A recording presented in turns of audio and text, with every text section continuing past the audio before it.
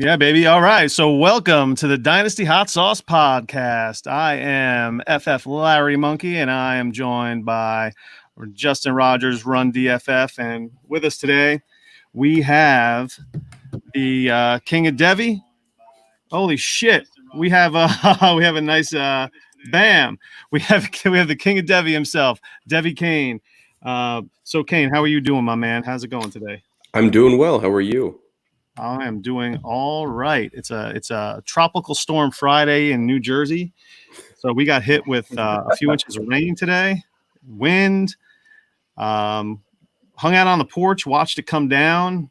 My almost 5-year-old daughter was running around in her bathing suit with an umbrella and swinging around and skipping, and she was having the time of her life because it was, it's like 85 degrees and the rain's coming down. So it's really not, there was no thunder or lightning or nothing. So it was a cool day, I guess. How you doing, Justin?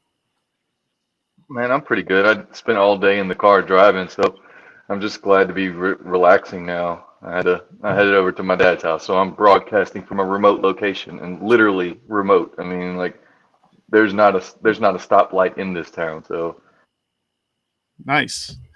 So you are in Georgia, right? Uh-oh. Are you there, Kane? Yeah, I'm here. Justin is frozen. So whatever. He's in Georgia at his dad's house. He's in the middle of nowhere. Maybe he'll get some internet service, maybe not. So we'll just keep it going here. So Sure. Yeah, I'm pretty much just enjoying the night. My wife is gone. She'll be back late tonight, so I, of course, ordered a large stuffed crust pizza. Nice. With sausage and mushrooms because that's my go-to pizza. Really? And then I'm drinking beer. Got a 12-pack of beer, and that's pretty much all I'm doing today. I have no other plans. That's perfect because I am opening up my first beer of the evening. It will be a Guinness. Guinness Blonde? No, it's in the white summer can, but Oh. still a drought. The old drought stout in the can. I like it in the can. So here we go. Yeah, I'm drinking a Grain Belt Northeast. So that's kind of a darker style beer made by some people here in Minnesota, which is the Shells Brewery. And Northeast actually turns 10 years old this summer. Holy shit. So we're celebrating the 10-year anniversary of this beer. So every time any of our friends pick up beer, it's always Northeast because we have to help celebrate this wonderful Minnesota beer. Now, that is exciting that your beer is 10 years old because that kind of ties into the SFBX Scott Fishbowl 10. What a transition. Holy well, I was shit. just thinking, wow, that was smooth, Larry. Holy moly. And I just happened to be on the clock in my division. I'm in the She-Ra division. It's the 16th round. It's the 1609. I've been on the clock for an hour and 15 minutes because I wanted to make this pick on the air. So I haven't told anyone that I wanted to do that. So they're probably just like, oh, this fucking guy. I mean, it's 9:30 on Friday. To make your damn pick, what could you possibly be doing? And I just wanted to, I don't know, what the fuck, man. I wanted to do this live. There's only there's only 6 rounds to go. So I did not do any I guess pre-show studying of the pick because I had to put my daughter to sleep and it was my buddy's birthday and blah, I had to call him. So right now I'm just gonna make this pick and I'm gonna try to do it as quick as possible. Who did you Now, Larry, take? tell us what round are you? It's the 1609. What round are you in right now, Larry?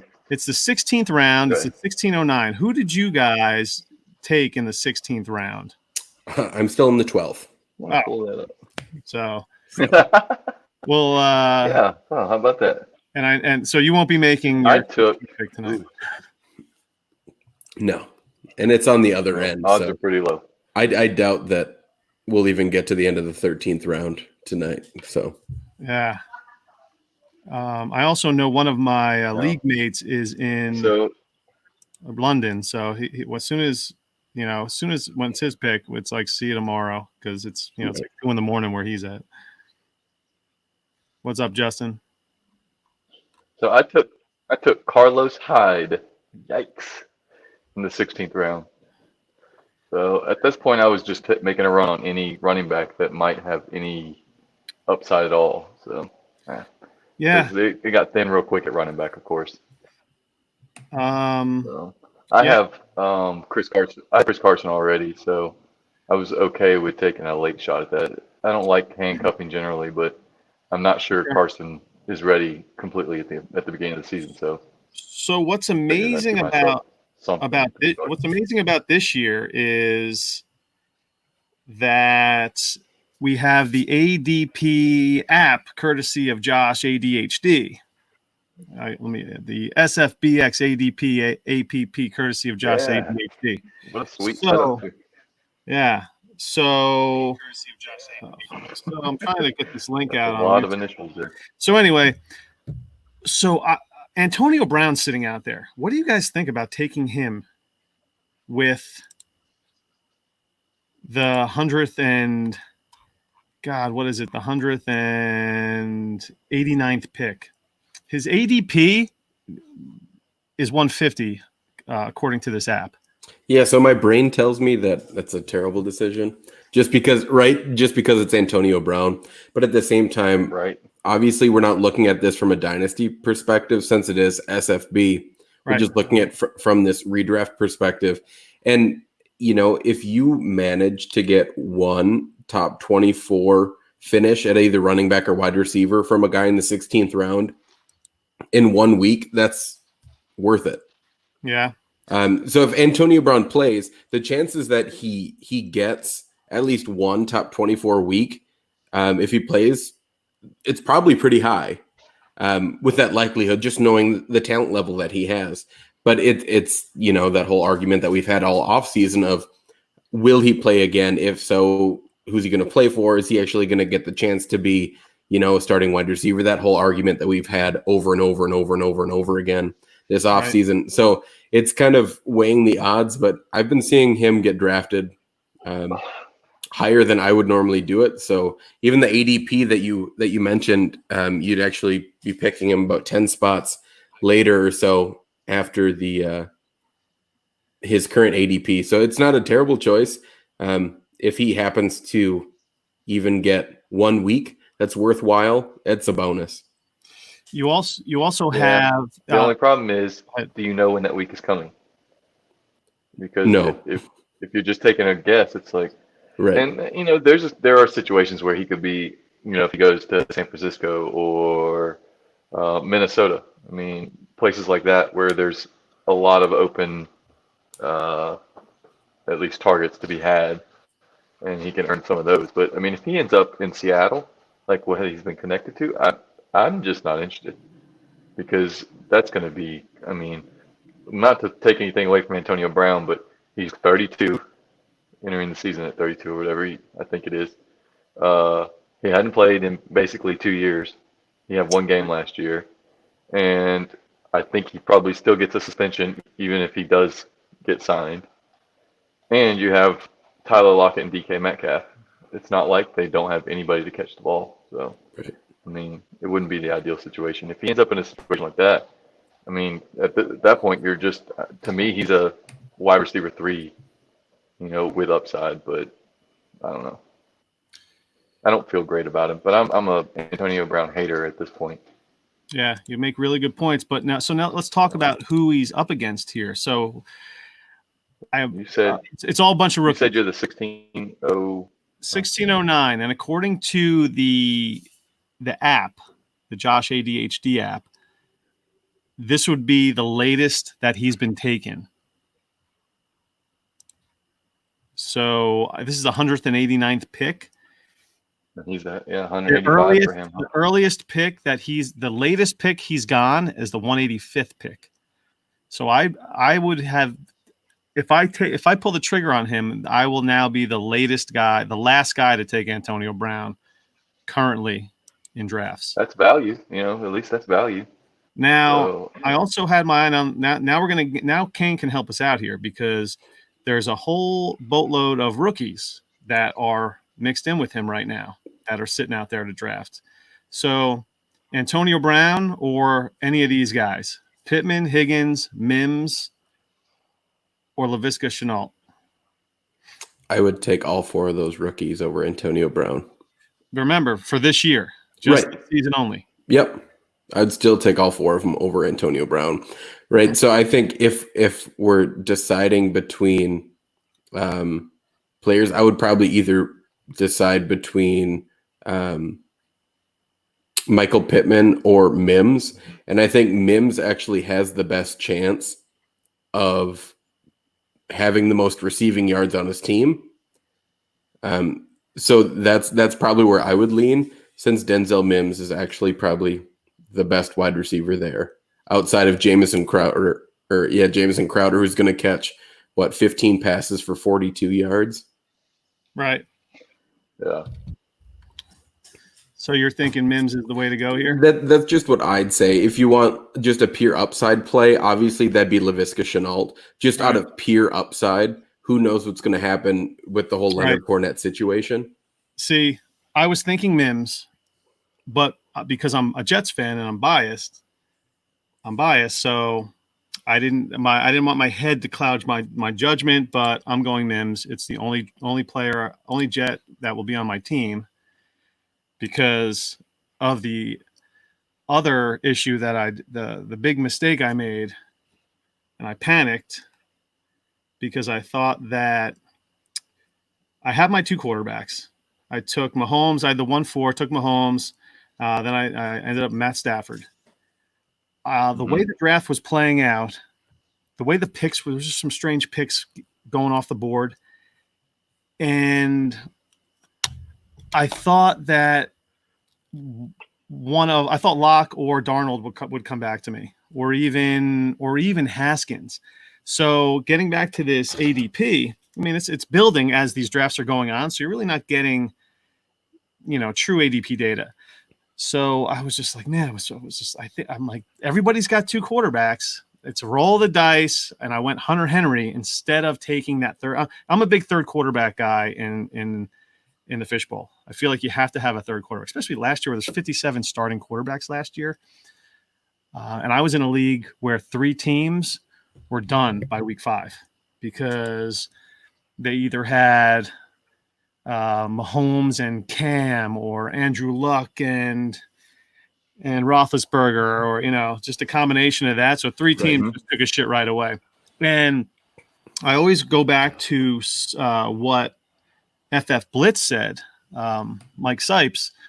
You always you need a third quarterback in SFB. You just have to have one in a situation like that. And last year I had 3 great quarterbacks. Lamar Jackson, Russell Wilson, and Jimmy Garoppolo.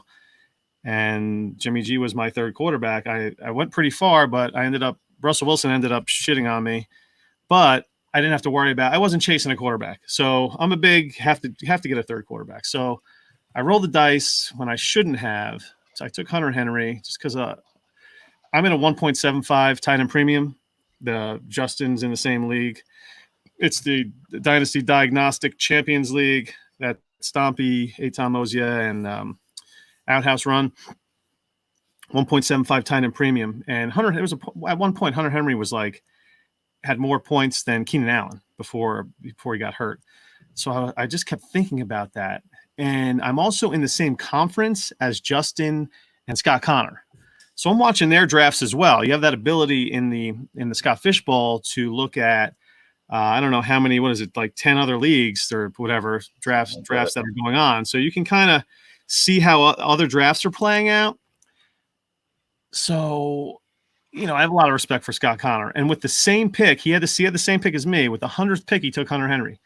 And I'm like, oh man, and you always think, what does Scott know? He's got to have some type of edge that so I'm like, man, Hunter Henry, or should I take one of these QBs? And then I'd be locked up at quarterback. So I went Hunter Henry. Quarterbacks went, and I panicked. Should have went tight end. Gesicki was out there. Hawkinson was still out there. Goddard, top good tight ends were still out there. And I woke up in the morning, and it was my pick. Boom! I took Nick Foles as my third quarterback. Wow. I don't hate it. But you know what? It's not a terrible pick, but I could have probably taken him three rounds later. You Right. know, Were you able to hedge your bets at least and get Trubisky a little later in the draft or not? I took Herbert because Herbert later. Oh, yeah. Because I don't think Trubisky is really going to amount to much. Sure. Maybe he will, but I don't know. I think Herbert, once he gets in, he'll probably stay in. So who knows? But it kind of like just messed up my whole strategy, and I should have just went with my gut. You know, and again, I'm a Jets fan, so it was either Darnold or Locke, and I'm looking at the Gridiron Scholar, you know, and he's taken Locke as his second quarterback. So I'm really relying on a lot of these experts or a lot of these analysts that I respect in these other divisions. And I'm looking at their picks and I'm like, oh man, you know, what does he know? You know, what does that guy know? So I rely on that too during this time. So what were you saying, Justin? I kind of went the same route. I ended up with Drew Brees at the 202, and then I took Stafford, I think, in the fourth. I only have mine pulled up. And then I just punted for a while, and QBs kept going, and I kept looking and going, man, there's other value everywhere else. And then I ended up where I was like, man, I got to take a quarterback. So I grabbed Fitzpatrick, and then I think I grabbed Herbert as well. No, I didn't. I grabbed, I'll have to look it up. But anyways, I kind of went that same route where I went an older quarterback that maybe has some upside, but we'll see. Right. And then who knows from there. But all right. So how are you guys feeling about your fishbowl teams? Enough about me. Kane? You know, this team's weird. I took people that have a history of injury or could hold out through my first, 8 picks? Yikes. Dalvin Cook? Oh, yeah, he was my first round pick. And then Joe Mixon. Ooh. And then Carson Wentz and Matt Stafford. And Nice. then Adam Thielen and Mark Ingram. Stephon Diggs and Drew Lock were my first 8 picks. The quarterbacks weren't moving in this league, and it hit the 8th round, and I was deciding between guys like Drew Lock, Daniel Jones, Jimmy Garoppolo, Ben Roethlisberger, and I was like, I'm not going to let this value fall to people that haven't taken a quarterback. Right. And so when I'm looking at the people that were going around Drew Lock at my 805, did I want Drew Lock or Ronald Jones, TJ Hawkinson, Darius Geis, Tyler Boyd? Like, no, I want Drew Lock as my third quarterback over all those guys, especially when I'm shooting for the moon with guys like Carson Wentz and Matthew Stafford that do have a history of injury. Yeah. Right. Ours went off early. I mean, Roethlisberger went at the 612. I was actually hoping Minshew would fall back to me coming around. He went at the 707. Cam finally went off at the 805. Where'd Cam go in you guys' drafts? You guys had it up? While you're looking it up. Mine went early. I mean, quarterbacks just flew off the board in our league, and that's what was the other problem. I'm looking at these other leagues. 1007 in my league. These quarterbacks are just lasting forever in these other leagues, but in mine, they're just flying off the board. Yep. So, yeah, Cam went relatively early from what I recall. Let's see. Hold on. Shira. Quarterback. Yeah, when Cam went, I was like, whoa, that's pretty early for Cam. Where did he go for you, Justin? The 8th round? Yeah, 805. Where are you, Cam? He was another one that I was kind of, if he falls to me in that round, I was ready to take him. So 607. Wow. Yeah. Yeah. Your quarterback did fly up early. Yeah, he was the 1007 in mine. So we were crazy. We were how many 1, 2, 3, 4, 5, 6, 7, 8, 9, 10, 11, 12, 13, 14, 15, 16, 17, 18, 19 quarterbacks in the first 5 rounds. 20, 21, 22, 23, 20. Yeah. That's a lot of QBs. Now, I normally jump on that, but there was just the value. There were so many other players there because they were going so early, and I was like, oh, damn, let me squeeze this in. Everyone has their quarterbacks, but yeah, that's how it works, man. You roll the dice, and that's what you got to do. You got to swing big in this fishbowl. You got to roll the dice sometimes, and sometimes it pays off, sometimes it doesn't. Right. So who knows? So I have 4 quarterbacks, it's not the end of the world. But there, I mean, I would have preferred a little more value there at that Nick Foles pick. But I'll live, I'll survive. Yeah. The waiver wire is key in the fishbowl. It was a third. It's your third quarterback anyway. Well, my issue was that yes, it was my third quarter. It's not so much the quarterback. It's just that I could have waited on Foles probably for at least another 2 rounds and got some value there. Could have taken a Gesicki there. Foles went in the 13th in ours. So 13th, and where did I took him in the end of the 10th round, the 10-9. Yeah. I mean, and what's funny is you might have panicked. You're right. Yeah, I panicked. I usually do some research. This is what I do. I jump on. I check out the ADP. I look at some other leagues and see where folks are going. I look at my team and see what my needs are. And then I start weighing the value of who's out there compared to all that other stuff. And I woke up and saw that Haskins went. So Darnold went. So this is how. Oh man. So this is the 9th round. 3 quarterbacks went in the 9th round. Then it went Minshew 10-2, Darnold 10-3, Haskins 10-6, Tyrod Taylor 10-7, and then it was my pick at the 10-9, and I took Nick Foles. And then at the 10-10, Ryan Fitzpatrick went. And then no one took a quarterback until the 13th round. So that 10th round, that's where all the quarterbacks kind of just left the barn in the 10th round, and then that's it. Same thing happened in mine. It was let's see here, 1, 2, 3, 4, 5, 6, 7, 8, 9, 10, 11, 12 quarterbacks from in the 8th through the 10th round, and the next one was the 12-02. That was me with Fitzpatrick, and then 12-12 Stidham, Foles in the 13th. I mean, it petered out pretty quick, but that run of 14 quarterbacks in those 3 rounds, that's pretty steep. It was crazy, but that's what it is. It is what it is, and we'll see how it goes. The fishbowl, it's something else. Yeah, I ended up having 3 out of the first 19 quarterbacks off the board. 3 of the 19, yeah. So how do you feel about the rest of your roster then? I actually don't mind it. So we're still in the 12th round. But at this point, I have Drew Lock, Matt Stafford, Carson Wentz, Delvin Cook, Mark Ingram, Joe Mixon, Stephon Diggs, Mecole Hardman, Jalen Reagor, Deebo Samuel, Adam Thielen, and Noah Fant. So I still feel pretty confident in the rest of the roster that I have. Definitely some guys that are going to score a lot of points, which I like. I thought it was really surprising how late I got Noah Fant in this league because there were just tight ends flying off the board, but I was able to get Noah Fant at the 10:05 in this league, which I thought was some crazy good value, especially when he was going after guys like Jared Cook. I've pulled up your team, that Kane. So I just on the cool thing about Josh's app is if you go to my team, you can type in, if you know the team name, you can type it in. So I just put in @Devy, and there you are. So yeah, Fant in the 10th is great, but are you concerned that maybe he still doesn't produce at a tight end 1 level, or at least a difference making tight end 1, and you're left behind with the scoring settings of this?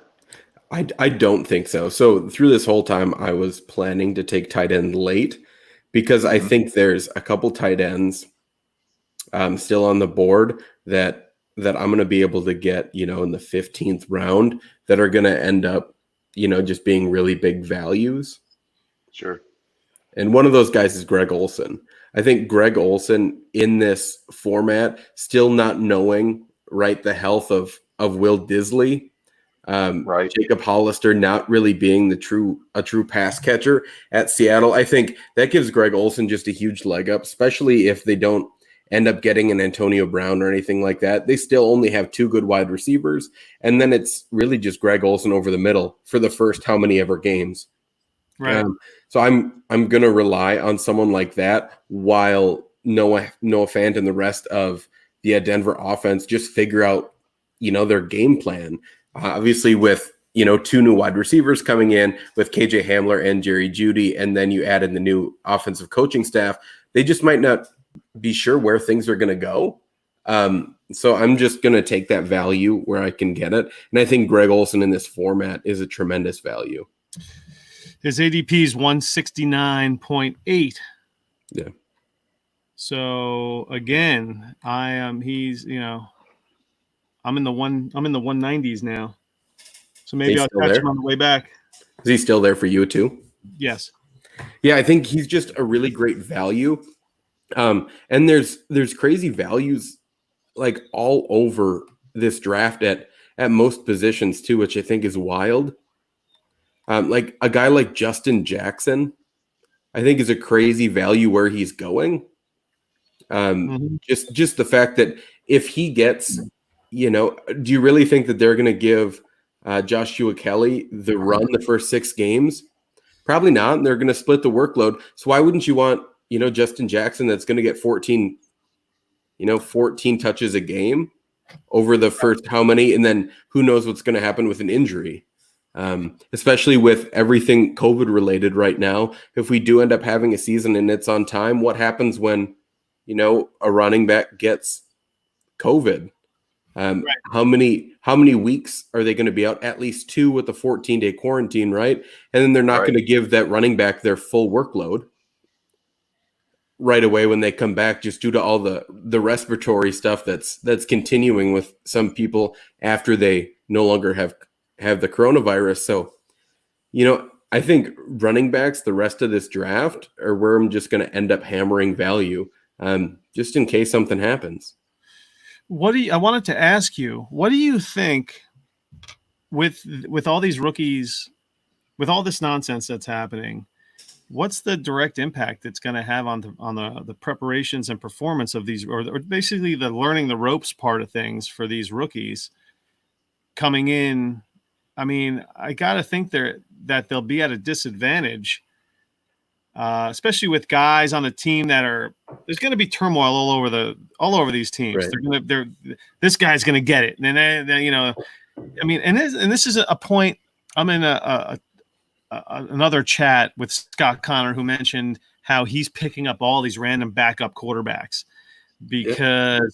specifically because of COVID, and how this guy's going to get it. He's done for 2 weeks, so the backup quarterbacks might play a more of a significant role than they might normally have. That doesn't pertain to injury. I mean, it's going to be all hands on deck this year. With backup quarterbacks, but getting back to rookies, I mean, how do you think how in your interpretation, what's the transition like when it comes down to college to pros?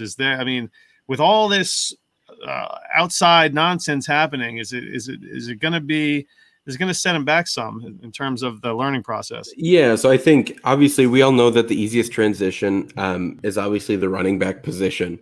When we look at just from historically from college to the NFL. But I think there's still going to be a deficiency there that we wouldn't normally see, right? With no spring training, with no preseason games, things like that. That's really going to hurt the rookie running backs as well, especially when there's established veterans that already know the playbook and they're coming in with right no deficiencies basically. So that comes to mind guys like Jonathan Taylor that we think is going to take over the Colts backfield. I don't anticipate that happening in the first few weeks, right? I think he's going to play some, but I think Marlon Mack is going to end up having the lion's share of that work just due to Jonathan Taylor maybe not knowing the playbook as much. Right. And then we move to wide receivers. We know that wide receivers is a really difficult transition. And we saw right with AJ Brown, the huge breakout last year, that didn't start happening until shortly after their bye week. So it did take him some time getting into the season. Obviously, we did see the quarterback change with Tennessee, and that's definitely part of why there was more success, because Mariota clearly wasn't doing it. But if we look at just what AJ Brown was doing after the bye week, he had the time leading up to it, and then he had an extra week in the bye week to really focus and prepare and work for the future. So I think it's gonna hurt wide receivers a lot.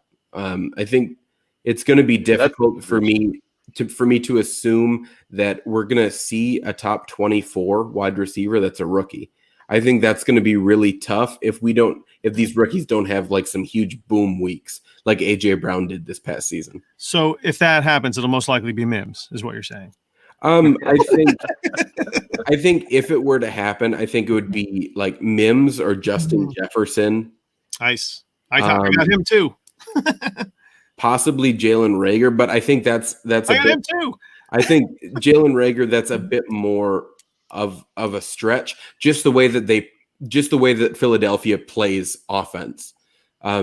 We could certainly imagine a season where even with Jalen Reagor, that they still just pepper the tight ends and running back with targets. Would that surprise anyone? Absolutely not. Like Dallas Goedert, another year of experience. I mean, they were both. They shared the stage last year, him and Ertz. So I feel like, I mean, they're just going to pick up where they left off, and then the other guys are going to be playing catch up. You know, and then you have Miles Sanders with a full off season with everyone, and I think him coming into his second season, I think, is just going to make things a little easier for that offense. So I don't think they're going to rely on the wide receiver position as much. And especially if Jalen Reagor gets off to a slow start, then also Alshon Jeffrey is going to come back about week 6 or so. So there's just another person that you're competing with for targets. Am I trying to say that Jalen Reagor and Alshon Jeffrey are the same player? Absolutely not. But if we're just looking at just where are those targets going to go, and if it's going to be a rookie that doesn't know the playbook versus Alshon Jeffrey, who's been in the same offense for the past 4 seasons, well, then it's pretty hard. It's pretty hard for me to say that Jalen Reagor is going to be the clear-cut one. Okay. Yeah. I'm not sure that any of these receivers are going to have an early impact. To be honest, it's already just like Kane was saying. It takes these breakouts were happening in the second half of the season last year, and that was with the spring training.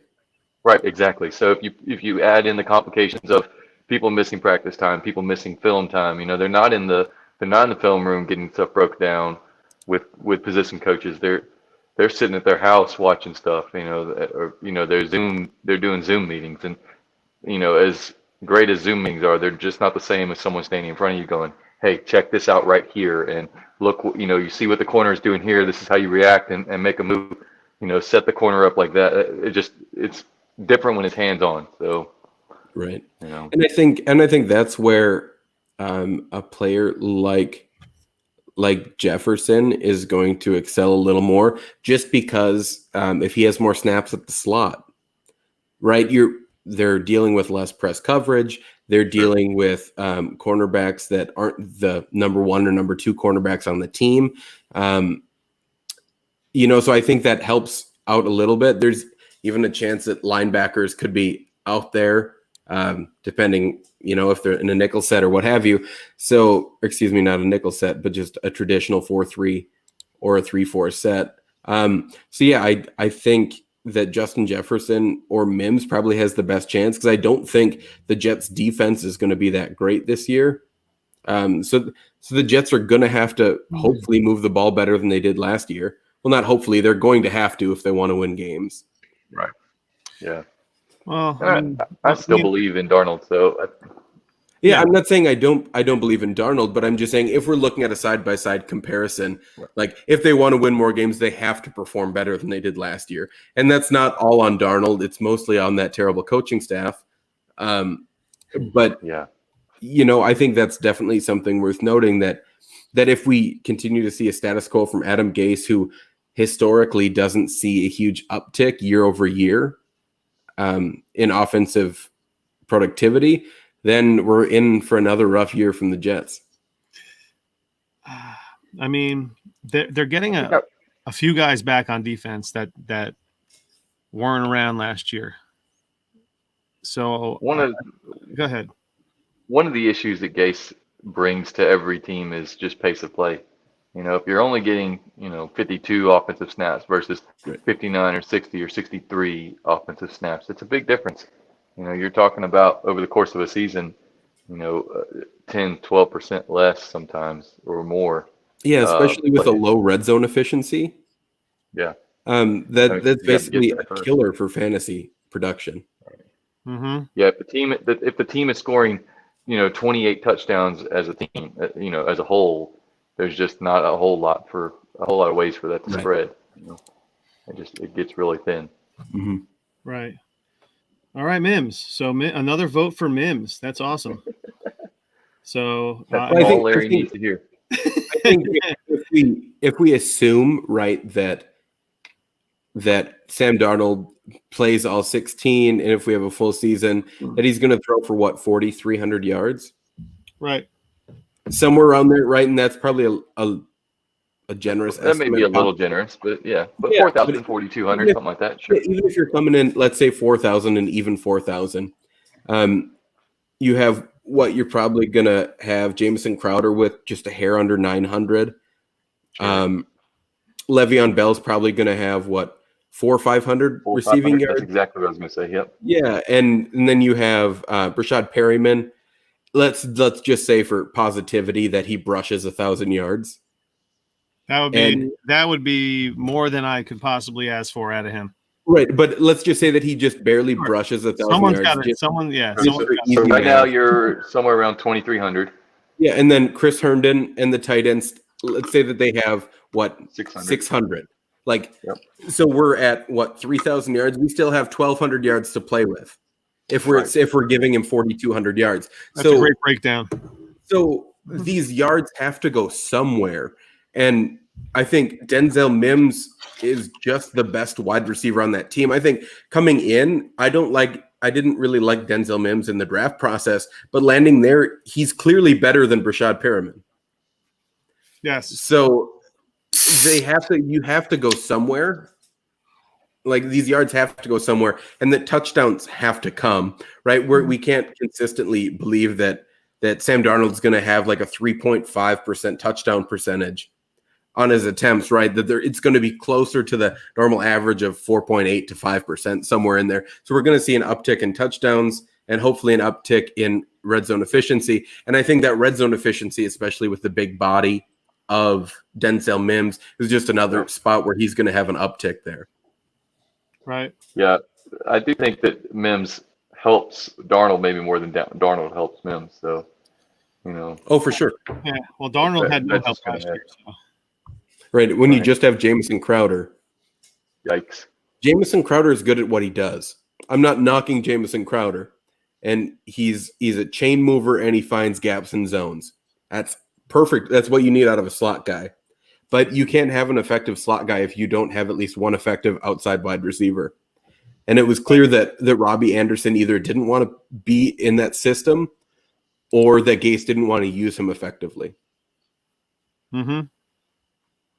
Well, so when it comes to your SFB team, where do you stand right now? Are you happy with where you are right now? Overall, I think I'm pretty happy. Did you miss? Is there something that you wish you would have done that you didn't do?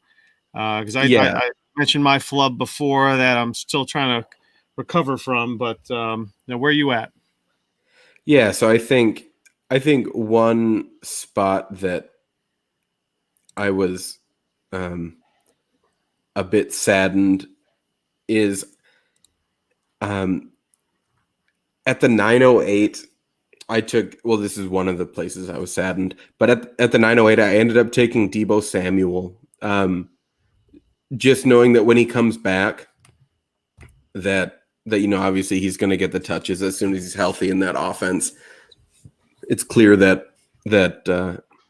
Shanahan likes to use Deebo Smith in a variety of different ways, and with both the rushing and the receiving first downs being a part of this, I think that gives you just a little bit of an uptick for a guy like Deebo Samuel.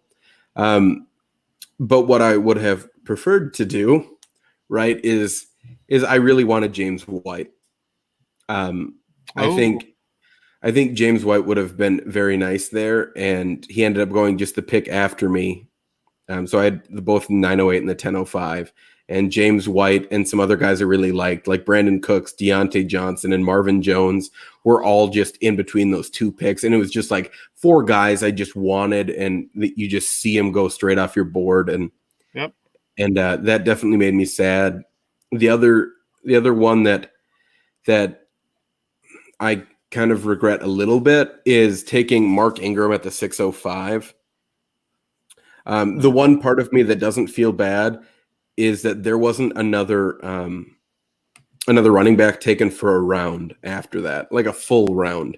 So that's clear that obviously there was a tier break there. And he was the last guy in my tier. Mark Ingram was. So obviously I made an okay decision there, but the wide receivers that I missed out on obviously were the bummers, with guys like Odell Beckham, Cortland Sutton, DJ Chark, Keenan Allen, Tyler Lockett, Terry McLaurin, T.Y. Hilton, Devontae Parker. Just a bunch of, there was like a whole tier for me that just like completely went off the board. And it's like, all right, I'm left with Stephon Diggs, which is the top of my next tier. Can't draft everybody, Kane. You can't draft everybody. I wanted to. I was just seeing all these guys draft, and I was like, no, he was for me. Kane, look, you took Ingram in the 6th, and mine, Ingram went off the board at the 3.12. He went up at the back end of the 3rd round. Are you kidding me? I was down here in like the 5th and 6th round, like, where did he go? And I scroll back up, like, oh, there he is between my picks. So I took Gurley. Then Ingram and Josh Allen went off the board, and then I took Stafford. I mean, I couldn't have been happier that's how that went. Ingram in mine, holy shit, he went late. He went in the 7th round. He was a 78th overall pick. Yeah, and I think I was also a little sad with just how the draft shook out. The way that it was going right away is that, the quarterbacks were starting to go pretty early. So just in the 1st round, we had 4 quarterbacks go. And then in the 2nd round, we had, another 3 quarterbacks go. So we're through 7 out of the first 24 were quarterbacks. So I was like, all right, these quarterbacks are moving. So I clearly have to get one in the 3rd round. Only one was taken in the 3rd round before I took Carson Wentz. So I ended up taking Carson Wentz at, I think, the 9th quarterback, which I like him at that value. I think he's a clear return there in value. But then on the next turn, and then on the 405, I took Matthew Stafford. Yeah, I took him at the 402. I like Matthew Stafford. I was targeting him in the 4th. And so do I, but just seeing how very few quarterbacks got drafted over the next, 3 or 4 rounds, it just makes you think, right? The what if game. What if I wouldn't have drafted him here and I would have gone with just the value at the wide receiver or the running back position? And so that's always the game, right? But to me also, like I was saying before, when you don't see another quarterback taken after you took one, that makes me think that could have possibly been a tier break for other people. That he could have been the last one in the tier. And just with the way the scoring is I wanted 2 top 12 quarterbacks. That's what I wanted. So if I end up with 2 top 12 quarterbacks, Joe Mixon and Dalvin Cook, my first 4 picks, playing like they're supposed to, the keyword is playing for Dalvin Cook and Joe Mixon, and not holding out, is that out of those first 4 picks, with the way the scoring set up, is like that's a really solid start to a team. Right. That's 2 running back potential ones. Week winning. Yep. Yeah, 2 running back ones, 2 quarterback ones. And obviously the wide receiver value is just always going to be there in a redraft league like this. So that made me happy to lock that up. But at the same time, it's like, well, what if I could have just taken, whoever a round later? Right. If I could have taken Tom Brady or Derek Carr 2 rounds later, would that have been worth? Playing that game, I think, is where you get into a dangerous spot. But where are you guys at with Tom Brady? Because I considered him, and then I was like, oh fuck, I don't want this old guy in a new team. And I get he's Tom Brady, but I don't know, man. I'm older. We're around this. We're around the same age. The thing that I really don't get about Tom Brady is if you're in a tournament like this, you want to shoot for the moon with points. And do you really believe that Tom Brady's the one that's shooting, that is your player that you're shooting for the moon with? Like, he's not going to be that guy. If you're really hoping that Tom Brady's going to be like he was with Randy Moss, that he has some more talents, and you think he's going to throw for 5,200 yards and 48 touchdowns, well, that's not going to happen. He's not going to be able to do that again. So I'm at a loss as to thinking he's going to do that, and I don't see him as a quarterback one. I don't even like him as a low quarterback two. Yeah, exactly. I don't even see him. He's 43. Yeah. Oh, he's 43. Oh, then he's not 31 years old. He's 43. Yeah. Well, either way, he's not I wouldn't want him as my second quarterback in the Superflex. I mean, in this type of format, in a redraft format, or in the fishbowl. I don't know. He hasn't been like great offense like this in years. So let's just play the what if game, right? So let's say that I don't take Matthew Stafford and I take the next player, which would have been Melvin Gordon. So would you have rather had Melvin Gordon and Tom Brady or Adam Thielen and Matthew Stafford? Gordon Brady. To me, I'll take Stafford and Thielen. I'm a running back. I just think you're going to get.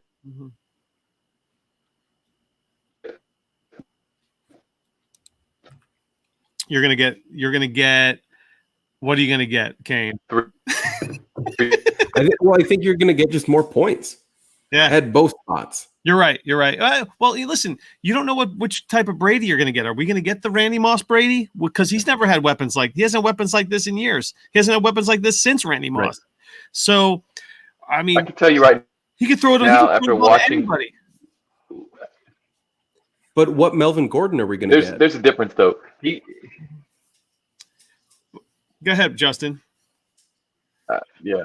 I think there's a difference between what you saw. There's going to be a huge difference in volume in Tampa Bay from last year to this year, where you had Winston putting them in situations where they were going to have to play catch up. I mean, constantly throwing early interceptions, down 14, 21 points, and then making these massive second half stat runs. Not necessarily winning games, obviously, but just piling up junk time stats.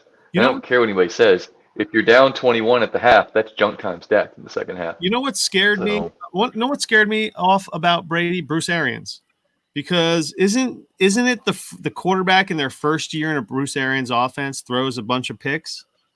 Like, didn't Carson Palmer throw a ton of picks his first year in Bruce Arians offense, and then Winston throws a gazillion picks last year, and then they get rid of him. I mean, Brady and we don't even know who Brady is going to be outside in a brand new, he's somewhere else. He's cheating already, rolling into somebody else's house with a duffel bag, and he's trying to get that edge.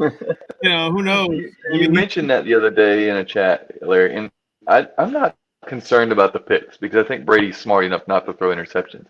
I'm concerned about the sacks because he doesn't move around in the pocket well at this age anymore. He's kind of a statue back there, and it's a terrible offensive line. And then I'm worried about the completion percentage. In this, where it's the 0.5 for completion, but -1 for the incompletion, and his completion percentage has been on the decline for years now. And so, it was under 61% last year. Here's the biggest issue I see is people are trying to marry the Tom Brady of old with the Bruce Arians offense. And one of those two things has to give. Right? You can't consistently say that Tom Brady's now going to throw for 600 passing attempts because that's what Jameis Winston did. Right? That's not going to happen. Tom Brady, is maybe going to throw for 515 pass attempts this next season? Maybe if we get a full 16 games of Tom Brady. And we're probably going to see, not as much throwing it deep down the field with a guy like Tom Brady versus Jameis Winston. Right. Jameis Winston is known as a risk taker. Tom Brady's not when throwing the football. Absolutely not. So I don't think you can fully marry the two together. And so that's one issue. But also, like I raised earlier, just talking about Melvin Gordon is what Melvin Gordon are you going to get? Are you going to get the Melvin Gordon that still averages 3.9 yards per carry, but gets 280 carries with the Chargers? I have a hard time seeing that that's going to be the case, especially when he was so touchdown dependent with the Chargers. I can tell you right now, I've been picking up Lindsey in a lot of places because I think that he's still going to be very involved. That's interesting. And I think that's a backfield that doesn't want to give the ball to one guy all the time. And Lindsey has experience in that offense. He's been productive, not necessarily as efficient in the second half last season as he was for the season and a half before his rookie and then the first half of last season. But John Elway's been such a prick though when it comes to Lindsey. Anytime they've discussed Lindsey with Elway, he's been like, about his contract because he's up for another contract after. See, I don't know if maybe because Lindsey's not a 6'8" quarterback. Yeah, right, yeah. And, there's a big difference between talking in the press and then what happens on the field. I mean, Royce Freeman was supposed to be the bee's knees a year or 2 years ago, and next thing you know, he's the backup. I mean, he's just a bit player.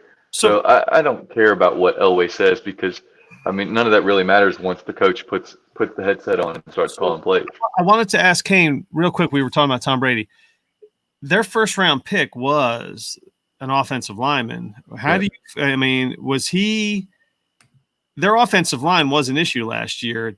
Does that tackle fix it for them? I think because they got that tackle out of they got Wirfs out of Iowa, right? Yep. Mm-hmm. Right, they did. Yeah, he's real good.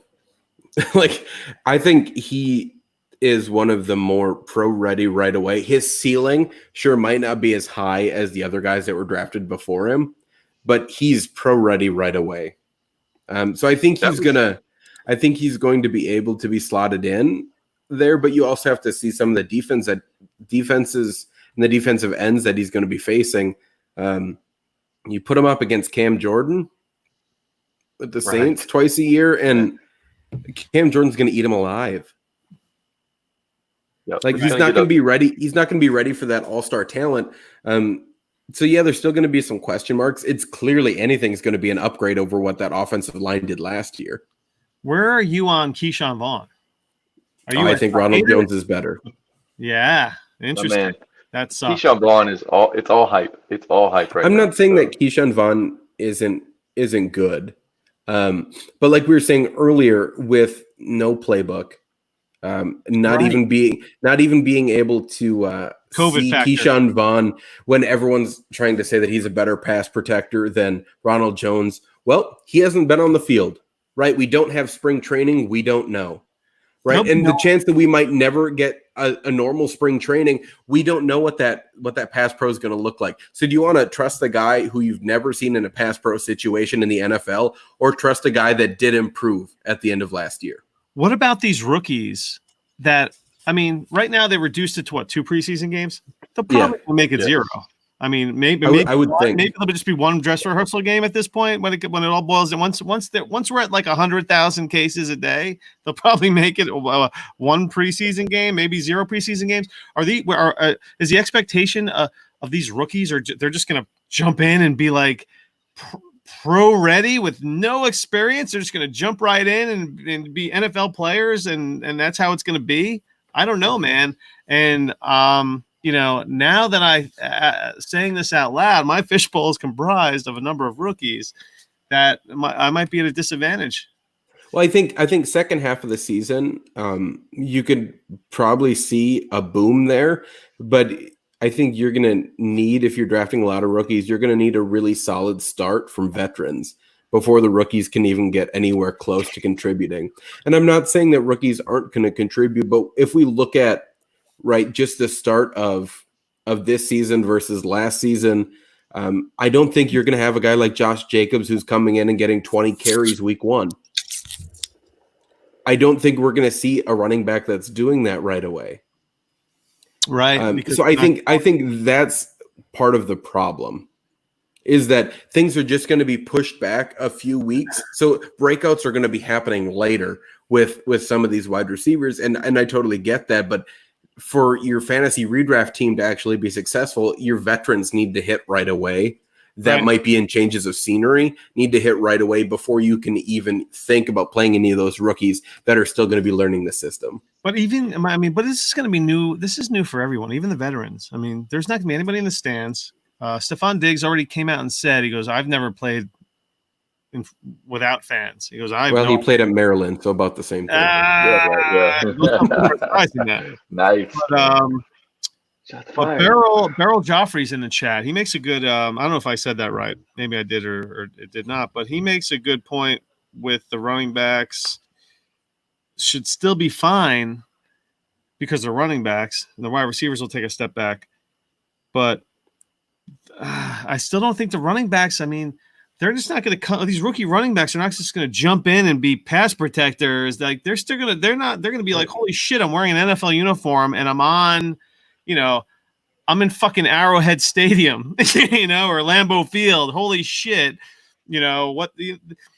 I've heard a number of NFL veterans say their first year was pretty much just a whirlwind. Yeah, they don't know what the so many things happen. I mean, I understand that no one knows what's going on now, but fuck, you don't know what to expect, and you just have to take your shots in a redraft league or like the fishbowl. But yeah, and I think when you mention there are no fans, this is the exact same thing that I was talking with some of my friends about with college football. Like if we have a no fan time in college football, and I think if that happens, there's going to be less blowouts. Yeah, there's not that whole demoralizing. Yeah, I think you're because probably right. Especially when you're at home, right? If you're at home versus southeastern directional Utah in week 1 or week 2 of a college game, and you blow them out 174-0 because you're Alabama, yeah, it's great when your fans are there, but if your fans aren't there, are you still going to kick the dog shit out of this team by 174 points? Probably not. Yeah, no one's I think cheering on to rub it in. Could see basically the home field advantage though is just going to be gone. I mean, right. There's just not going to be anything to it. When you get into these rivalry games, Ohio State, Michigan, Bama, Auburn, those kind of games, you're going to see wherever they're playing, it's just not an advantage like it generally is. It's like a neutral field. It's neutral not that Michigan has an advantage over anybody, over Ohio State at any point, but going back to the rookies and fading rookie wide receivers. It's crazy to look. I'm looking at the draft right now, and CeeDee Lamb and Jerry Jeudy, those guys went off at the 1409 and 1410. Ruggs at the 1501, and just crazy late. But it's because everybody in our draft was just terrified to take them. I mean, I took AJ Dillon at the 1402 before any of those guys went, and I'm not an AJ Dillon guy, but all I figured was that's an injury away, and if Jones goes down, and he's missed games, obviously misses a game or 2 or 3 every year so far. So has Jamal Williams. Right, and yeah, neither are like the picture of health, Right. And it's an NFL running back. They get hurt. So I was much more comfortable taking those guys than maybe the limited upside, especially early in the season, of those rookie wide. Yeah, and I think the way that the fishbowl's set up too, right, is that not only do you need to be consistent through the season, but as you get to, these last couple weeks, right, week 13, week 14, you need huge weeks during those times to move on. It's all best ball at that point. Yeah, so I think that's when rookies are probably going to help you out the most. Yeah. I think that's when Jalen Reagor might hit his stride. That's going to be when CeeDee Lamb really figures it out when Michael Gallup inevitably gets hurt again. That's when these wide receivers are really going to start coming into their own. And I think that's going to really help a Scott Fishbowl lineup. Especially when there's teams that are playing for nothing, like the Jets.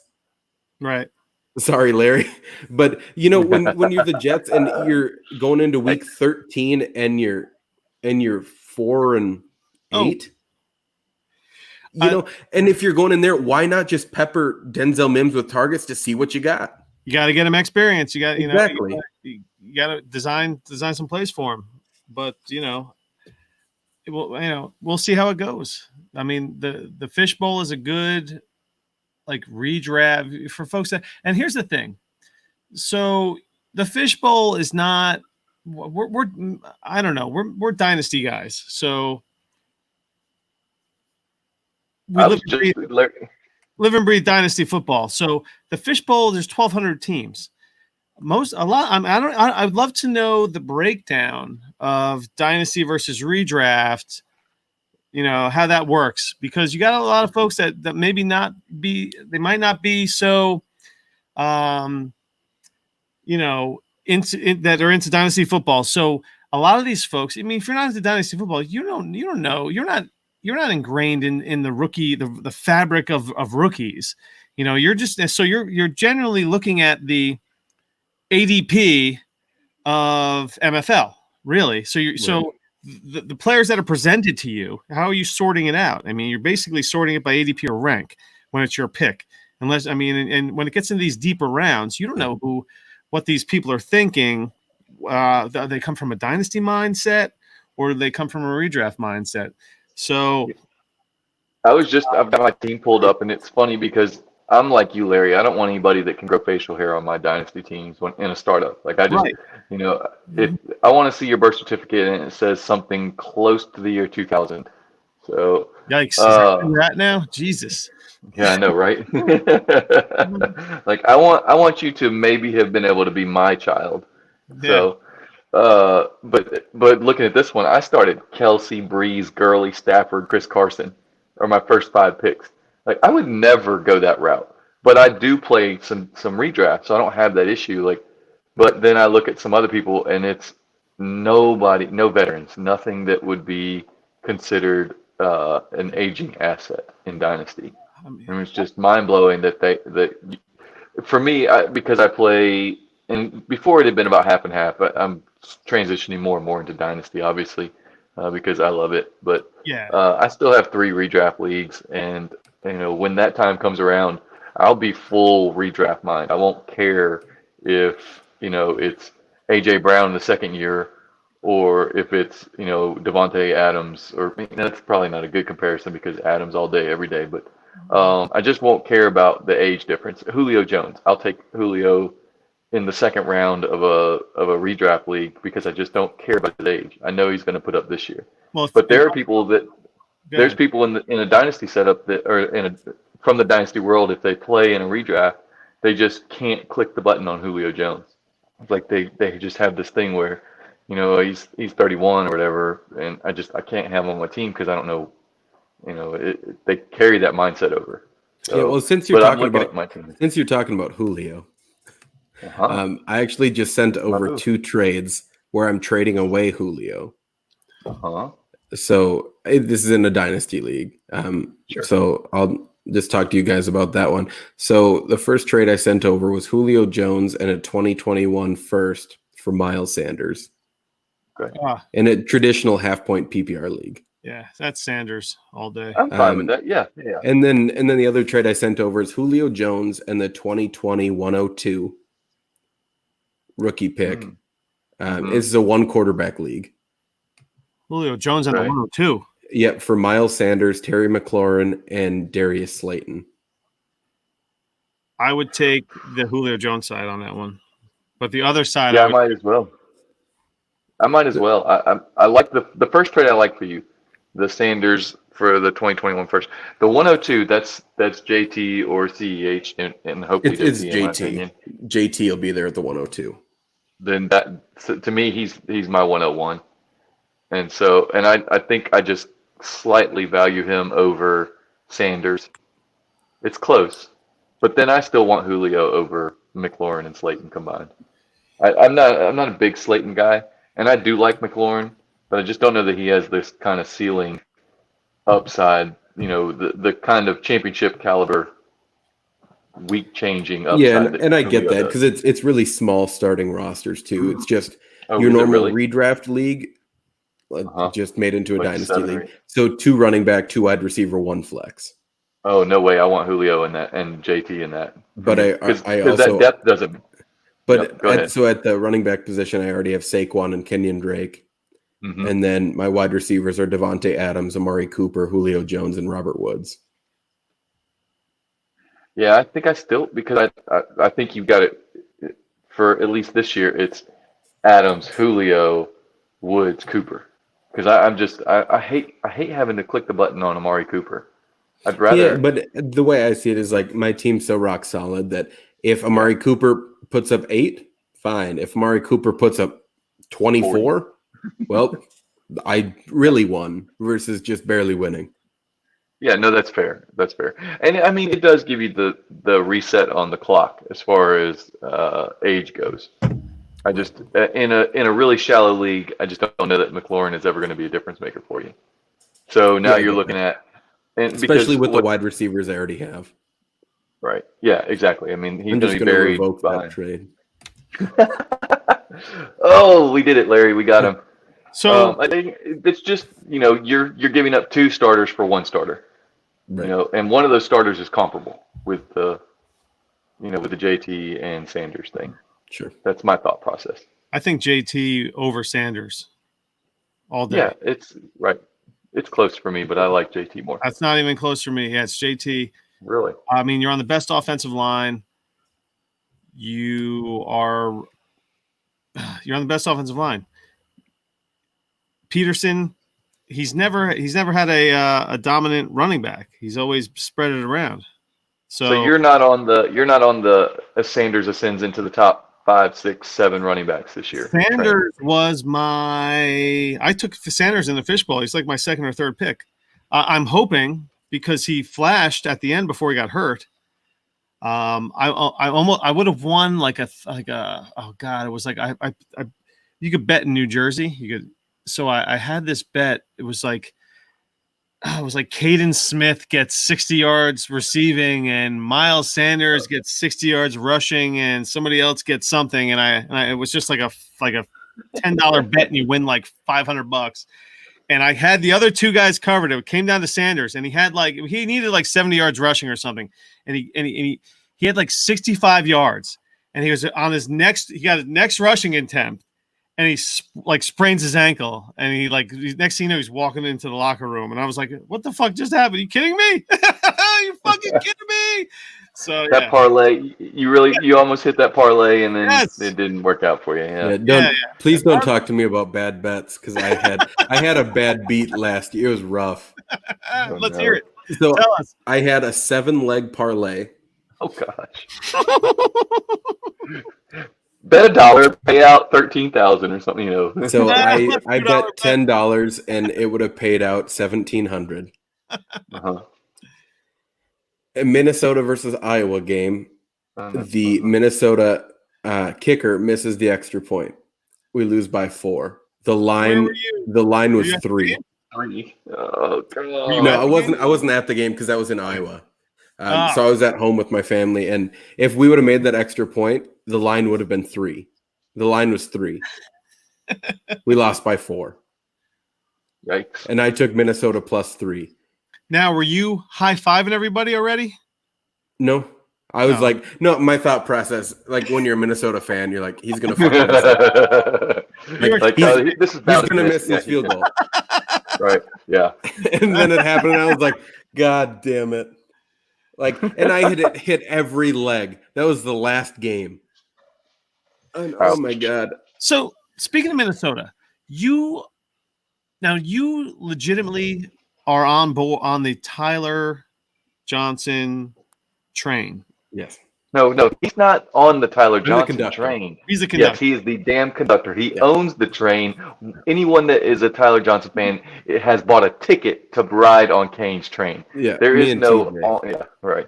Now, do you think he locks up Very the clear. third? Do you think he locks up the third wide receiver spot? He's that great. Yes. He's also just a good slot wide receiver. Because of all the chats I'm in with you. I mean, so I'm in a few chats with Kane, and I've been hearing about Tyler Johnson for, I mean, at least the last almost year. Yeah, I've been hearing him. I've been talking about him for the last 5. You have been Right. touting. You've been touting him. You're touting him. Yeah, because I think he's a great player, and still at the price point in rookie drafts where he's going, I don't know why you wouldn't want to take that shot. Right. Like, that's wild to me. Right. So I love Tyler Johnson because Kane loves Tyler Johnson. And Kane loves Tyler Johnson because Kane, here's the thing though. he's a Minnesota guy. Yes or no? Would you love him if he played Yes. for Rutgers? No, you won't give a shit. Well, no one would know him if he played for Rutgers. Which leads us to Look, Tyler Johnson was incredibly efficient at Minnesota. I mean, what he did on the field was great. And But he also wasn't a there wide is an receiver in athletic- high school. Yeah, there is a athletic profile that's a little slim as far as NFL goes. I mean, he just doesn't have the same athleticism. So my problem is, and I'm trying to look it up, what was Chris Godwin's slot percentage? I feel like it was high. Is he good enough to kick Godwin to the outside and he takes the slot over? Because he can't play the outside role in the NFL. They don't have another guy that can play the outside role. They don't have Brashad Perryman anymore.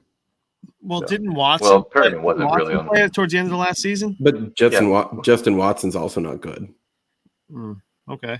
So I think, and also if you're looking at just a fantasy perspective of Chris Godwin in the slot versus outside. So outside, he actually had a 2.27 yards per route run. And in the slot, he had a 2.21 yards per route run. So he was actually more productive on the outside. Yeah, it's not that he was right.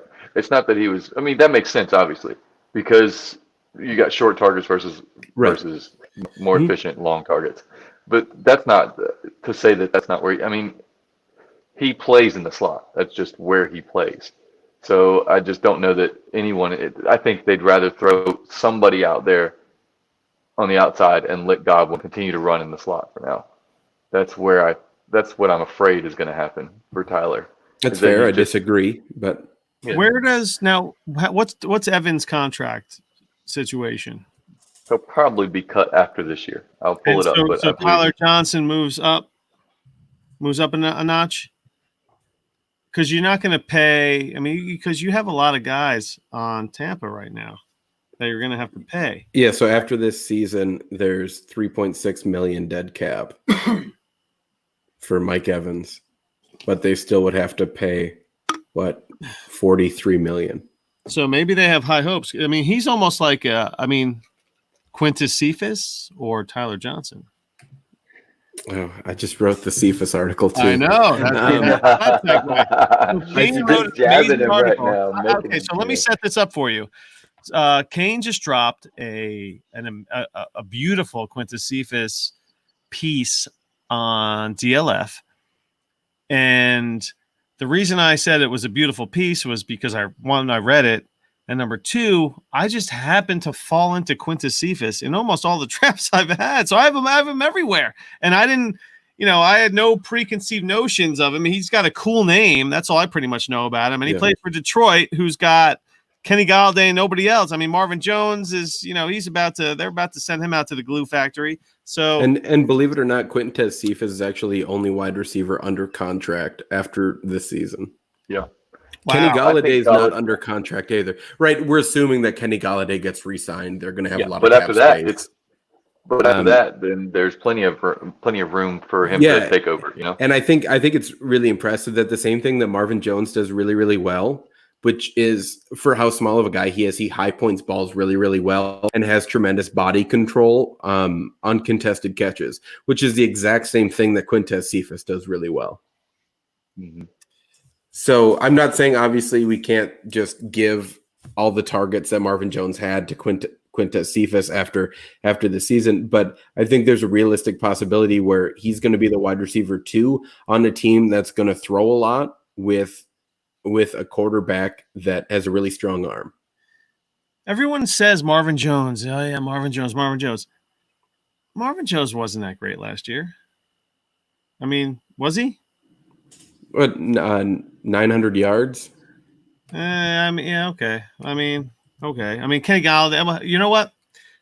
I take that back. I did not take into account the quarterback play on that team. Yeah, I was going to say that it went from Stafford to Driscoll and all that David Blau. mess. Yeah, God. David Blau. But he had wow. You need He to had say it that way. David Blau.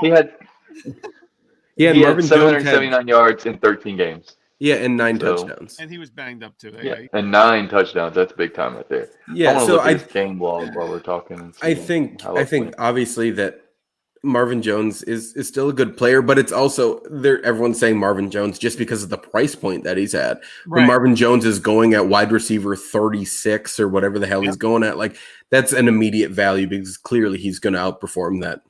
I'm that a projection. textbook guy. Yeah, I'm a textbook reason. I just said the reason. Like, what was Marvin Jones done for me lately? Right. So, well, okay. So let's digress a little bit. We've talked about a couple of like young guys and whatever. So, will there be? I mean, the Big Ten just announced they're just going to do conference games, right? Yes. So, where do you see what? Okay, so I live in New Jersey. I grew up 3 miles from Rutgers and 3 miles from Princeton. I was like right in the middle of Rutgers and Princeton. They're that So close. we're going to talk about football because I don't. We're talking Do they about play football up there? Yes. Okay. So, They have a great rowing team. oh my God, that's funny. Fencing. They fence a little bit. Talking Yeah. about Princeton rowing team. Yeah. There's a trail that I used to jog Well, here at. we go. Kane, this is why you can't do this because somehow Larry will find out. Like here we go. Squirrel. Hey, follow me down the rabbit hole.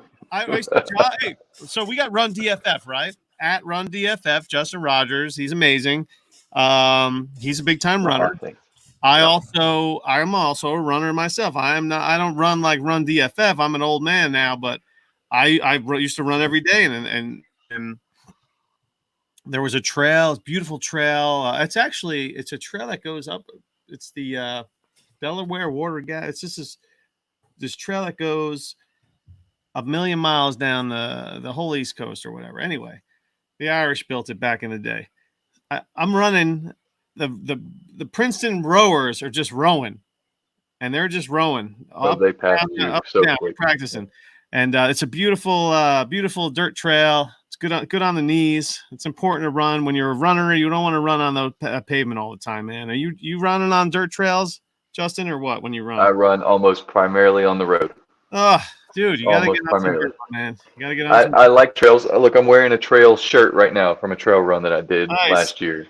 But I don't mind. I love trails. Yeah, I love trails, but it's convenient for me to run it. Form is important, but that's another story for another day, another different kind of podcast. Yeah, exactly. So when I found out the Big Ten was only playing conference game, I was just like, oh wow. So Rutgers is they're gonna be like they're gonna lose every game. What's the point spread going to be for every single Rutgers game? Like minus 50 or might as well bet against it. Right. It's going to be ugly. Yeah, and I think that's going to be the next step for a lot of teams. I think it's really hard to envision, games where some of these smaller schools are going from the East Coast to the West Coast to play with everything going on. I don't think that's realistic for those teams, especially travel-wise. So that's one thing that I know that's not going to happen, which sucks because, those are some of the fun games, especially when we get an upset. I think upsets are going to happen less. Yeah, it's just going to be everyone's going to be there'll be no. How much of the crowd, the 100,000 people or the big stadiums that no one's going to be at, or even if if it's 10% of fans. Yeah, I don't know. I think rah. I think as a season ticket holder, I think we add just the noise adds an element to the game. And I'm not sure if that 100%, we want to think that it helps, that it helps the home team, but I think it also fuels the other team, especially in upset situations. Right. Appalachian State going into going into the big house and facing Michigan. Oh, when you're shutting a crowd up as a visiting team, Yeah, I it think. changes things on the sideline. Like, Well, and I think you even can tell. when the crowd is just really loud and you're like, all right, it's time to go. Like, it's time to turn it up. Like, let's get with it. But when that crowd's not making the noise, I don't know if we're going to see that same intensity from smaller schools. There's not going to be a momentum shift that Right. that we're used to. Yep. Is what you're kind of saying. Yeah, and I think that's part of it that sucks, right? Like that's it just is what it is. But I think no calling a timeout because you need to let's circle the wagons and Yeah, and I think part of it just makes me think that status quo is going to be pretty similar. It's just going to be status quo through most of these games. The person that's expected to win is going to win because there's nothing else. Like Ohio State, is still going to roll in everywhere and kick the shit out of everybody in the Big Ten, regardless of if they're playing at home or if they're playing on the road. Right. Like, it's not going to matter. Right. So a team like Notre Dame, who isn't really in a specific conference, right? What are they going to do? They're going to be hooked in with the ACC. Oh, that's a done deal. So that's what they've been doing. 6 of the 12 games that they have on their schedule are all ACC opponents. So I think that's just the most natural fit, is to just hook them in with the ACC, and maybe they can, possibly throw in a game with like Army, Navy, Liberty, Citadel, like the other teams that don't have a conference. But I think that would be. Make the most sense.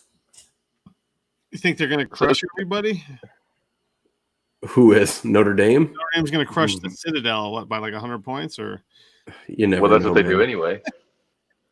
Yeah, I'm not confident in this. I'm not confident in this Notre Dame team.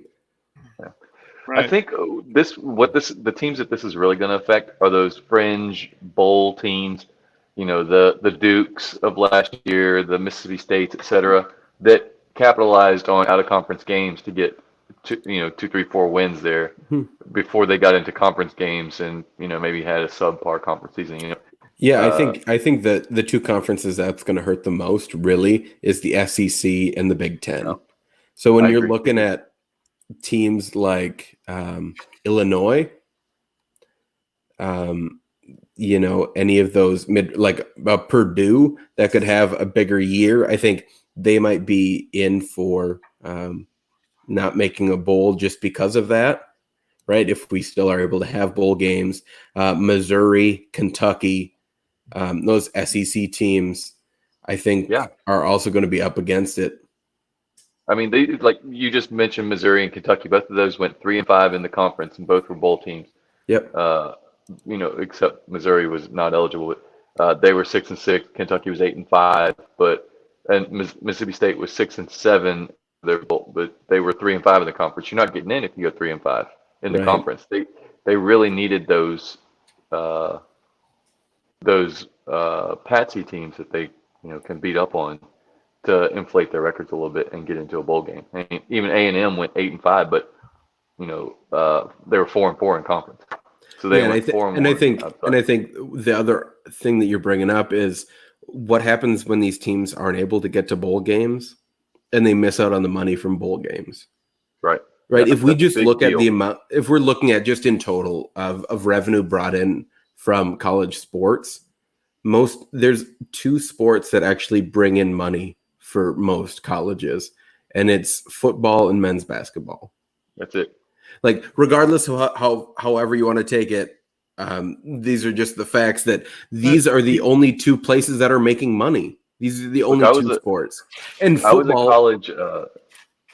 I was a college cross country and track runner. Yeah. I can tell you right now, the budgets are entirely different for my team with 1 coach versus the football team with 20 coaches.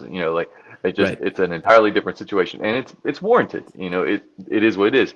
Now, you can make the argument that just means that NCAA sports is not about the athlete and it's all about the money, which I think all of us are kind of, we're aware of anyway.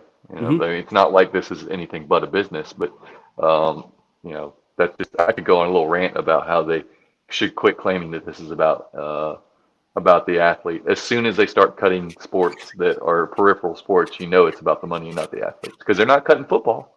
So Right. Yeah, and obviously I think it'd be that's silly to do that. just the amount of money that people make at bowl games. Like the winners are getting close to $1 million. Yeah, right. And that's really helping out colleges. And however you want to look at it, like college football is the reason why they're able to have all these other sports. Absolutely. Yep. Like Yeah, statistically, like that's just the way it is, and it sucks. I get it. But that's the reason. Anybody wants to come in. It's not like anybody wants to come and watch. You're not getting, 50,000 people to come and watch a, men's cross country race or a men's rowing event or, women's volleyball even. I mean, come on, guys. I went to a lot of college sports when I was in, and it was volleyball, basketball, football, and the occasional baseball game. Yeah, and I played college rugby. We clearly didn't have the same budget. Exactly. So that's just the reality of the situation. Right. So I think that the bowl game situation is going to change things for a lot of schools, especially the smaller conferences, because the big conferences have, damn it, here we go. Larry's reaching his peak.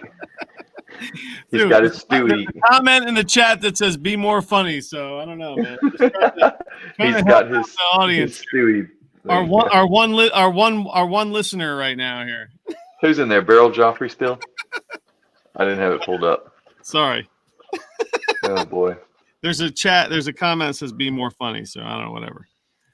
I guess they're not used to me not wearing wigs and yelling. Yeah, they caught us at like 1:30 or 2:30 in the morning last week, and they're like, these guys are not quite as crazy. Well, that's because Larry's got a couple more beers to pound. Y'all stick around for another half an hour, and things will hit the fan real quick. Don't worry. So so let's segue into the SVB Podathon. Let's do this. Yeah, that thing. Kane, did you watch our segment on the Podathon? Yes. Hell no, he was asleep. But you didn't go back after the fact and be like, oh, let me look at the video of this guy eating those chips that No, I haven't, because this was also like the busiest work week I've had in a really, really long time, because my boss was out. So that kind of made me work more, which the sucks. Old boss was out. The old boss on vacation or what? Yeah, she was out for a week, which she never takes vacation, so I'm glad that she actually did. But that kind of left me with working. So she listens to all the pods you're on, right? Since No. You're kissing ass right now. Like, I'm glad she took a vacation. It's so nice of her to take some time to herself. No, this is like boss. this is the crazy person that wakes up at 4:30 in the morning and like logs onto her laptop and starts working, and it's like sleep. Yep. Just fucking sleep. Don't log on. And she goes, well, I don't have any kids at home anymore, so what else am I supposed to do? Listen to my husband? And I was like, yeah, that's true. Don't do that. Fair enough. Log in. What the hell is that thing? That's Scuba Barbie. Barbies down there? This is Barbie wearing a Snow White dress, wearing a fucking scuba mask. Well, this is really good for our one YouTube watcher, and really bad for our 5 podcast listeners. This was sitting right over here, man. I didn't even have to fucking leave my chair. This is my life. I got Barbies all over the place, man. Barbies fucking all over the place. Yeah, well, hashtag girl dad. I feel your pain. So I'm over here brushing hair. There's no pain, man. There's no pain. It's awesome, man. I do. Look, I'll sit there and hold my daughter and brush her hair as long as she wants me to. My wife makes fun of me because I'll just take the comb and just brush it. And as long as she'll sit there and do it. Kane, this guy had a fucking beard just like yours, like less than a week ago. I'll have it again in like 2 weeks. It's like, mine comes and goes. Those guys, eh? Nice. Yeah, I don't have to worry about it. I can do whatever I want. So I cut it off, grow it out, cut it off, grow it out, whatever. So it comes. Yeah, I'm still working at home for another 2 months, so I know. I don't know what's going to happen to my beard. So I don't even think that there's going to be. I mean, I feel like colleges are just going to become football teams now because no one's going to them anymore. It's going to be like, let's go. I'm going to join a college football team before I go to the pros because that's going to be like that's all it's going to be that's all that college is from now on with all this nonsense. It's going to be online college stuff, and if you want to play football, you join a college team, and that's the college team you play football for. Yep. Does that make any sense? It's basically all it is now. Or I was gonna say you're assuming that these guys are academic, focused on academics, I should say.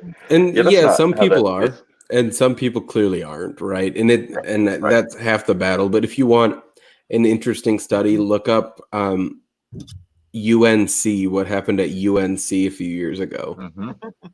I mean, it's basket weaving and stuff. I mean, the NCAA football program is essentially just a minor league for the NFL. Larry it's a free minor league. Is Larry Fitzgerald? Know what? Do you have anything in common with Larry Fitzgerald? Me? Who are you asking? Do either of you guys have anything in common with Larry Fitzgerald? Yeah, we're from the same state. Dang it! All right. Well, guess what? Me and Larry Fitzgerald have the same degree. We both went to the University of Phoenix. We both got our bachelor's degree from the University of Phoenix. How about that? There you go. Interesting. All right. Yeah, Larry Fitzgerald actually used to be the ball boy for the Vikings. I think now you need to drop a DM in, and then just slide in there. Yes! That's your guy. Yeah, it's like, hey Larry, we both graduated from the University of Phoenix. I was just wanted to congratulate you on a great career. I hope you don't hang it up anytime soon. If you want to pop in on our podcast, I just wrote you a script. Thanks for the verbiage. Kane, have you ever DM'd an NFL player? Yes. Who was it? Tyler Johnson. Yeah. Did you? Tyler Johnson. Was it a dick pic or what? No, I actually talked to a lot more college players, right, than anything else. Like I was a few months ago, I was talking to Max Borghi. Oh, nice. Journey Brown or Max Borghi? Journey Brown. He's better. Yeah, I was going to tell you. I was going to say you're not a Max Borghi guy, so that's interesting. But I think it's okay. he's got good talent, and I just like talking to football players. Like I just like talking about football. That's fun to me. No, I can get on board with that for sure. Yeah, so I've been talking to Kai Thomas a lot.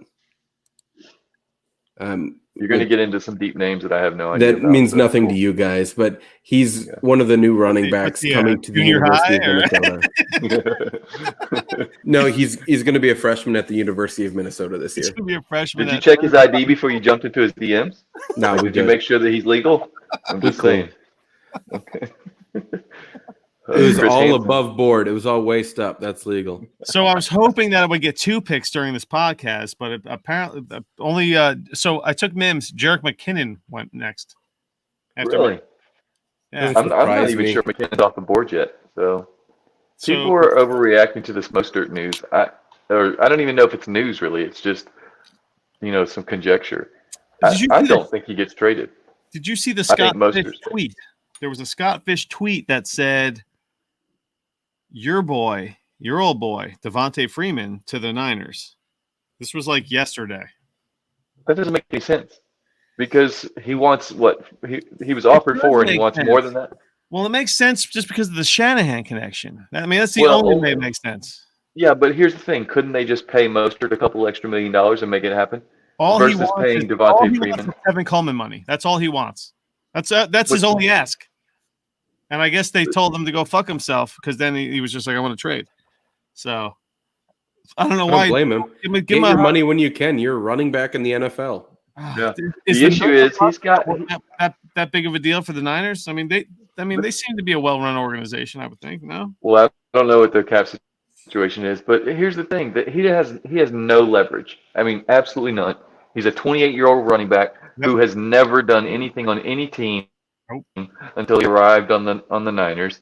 He had a little stint in 2018 before I think it broke his arm. I think it was. Yep.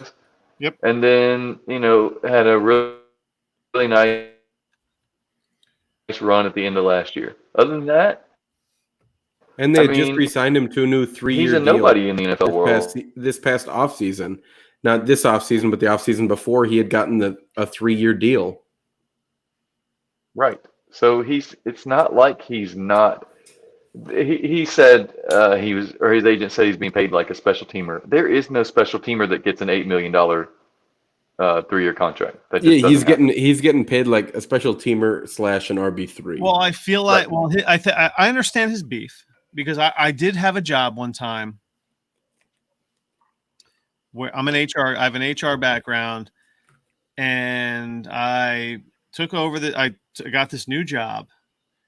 And I oversaw. Not only was I the HR guy, but I oversaw the facilities. The guy in charge of facilities was younger than me. Not that that makes any difference, but he made more money than me. Mm-hmm. My boss sat when I hired me like, listen, this guy makes. I'm just going to tell you right off the bat, since you're going to be doing his reviews and blah blah blah blah, he's going to be making more money than you. He makes more money. He makes more money than you. And at first I was like, yeah. And she was like, yeah, we'll take care of you. We'll take care of you. Well, they didn't take care of me at all. So I'm like, I am the boss of this guy who makes more money than me. And that bothered me. And it wasn't really that much money, but if they wouldn't budge. And I was like, fucking hey, man, this blows. This bothers me. So I understand. I get Mostert's like, I mean, I guess he does. I mean, Tevin Coleman's a name, and he is produced in the NFL prime, so he has a history. So I get Mostert's beef. This is the one time. This is his only shot to run his mouth. So I understand where he's coming from, and he might as well. What's he got to lose? That's the thing. You can only ask. They can only say no. Right. But it bothered me that this guy was. I was this guy's boss, and like he legit reported to me like I was his boss, and it was always in the back of my mind, and it always kind of bothered me, But here's a guy who has a whopping 41 carries before this past season in his entire career. I mean, he's 28 years old. He's got one season where he's done anything of note. Anything of note. No, he was great. I actually traded Robbie Anderson for Mostert straight up in my title run in the HQ league. And look, I traded a late second and a third and a 16-teamer, so basically a third and a fourth for Mostert to get him from you, assuming that he was going to gain value this offseason early into the season. Here goes. Kane, get ready because he's gonna wear this belt across his chin for the next. It's very heavy, so I have to put on my shoulder. But yeah. So I'm banking on him. I would like for him to stay in San Francisco because I think that's the only place where he gains value. He goes anywhere else, and I just don't see him having the kind of production that he had in San Francisco. So I actually just sold Raheem Mostert in a league. I guess it's not just. It was like 3 months ago. Feels like a million years ago, right? Yeah, especially with everything happening this year. But I gave up Raheem Mostert, got Ito Smith, Steven Sims, a 3rd, 4th, and 5th round pick. Yeah, I like that. I'm a Steven Sims guy, I'm in a rebuild. Like I'm rebuilding this team. Someone loaded all their picks for Mostert. If you're rebuilding, you definitely don't want Mostert on your team, right? Because in next offseason, he's going to be basically worthless. Right. So then I even traded guys like Latavius Murray away. Like, I don't want Latavius Murray scoring points. Not on my team. No, right. Yeah, right. I need that high score like 100 points a year on someone else's team. Not mine. I'm starting like Alexander Madison and Ito Smith this year. Like, I'm not winning. Yeah, I did the same thing in the league that Larry was bragging about. I knew, and Shane came in late trying to do the same thing. He was like, I'm going to get the 101. And I said, have you looked at the standings? I had like 200 points less than everybody. I was starting my best guys. I just didn't have anybody. Right. Like, it wasn't, I was starting guys that you wouldn't even roster in a 12-team league, and I was starting them in a 16.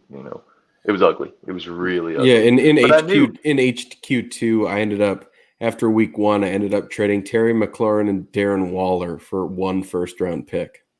That's a 14-teamer, though, right? Yeah. Yeah. Okay, which is even Which worse one was it? because that's two solid starters.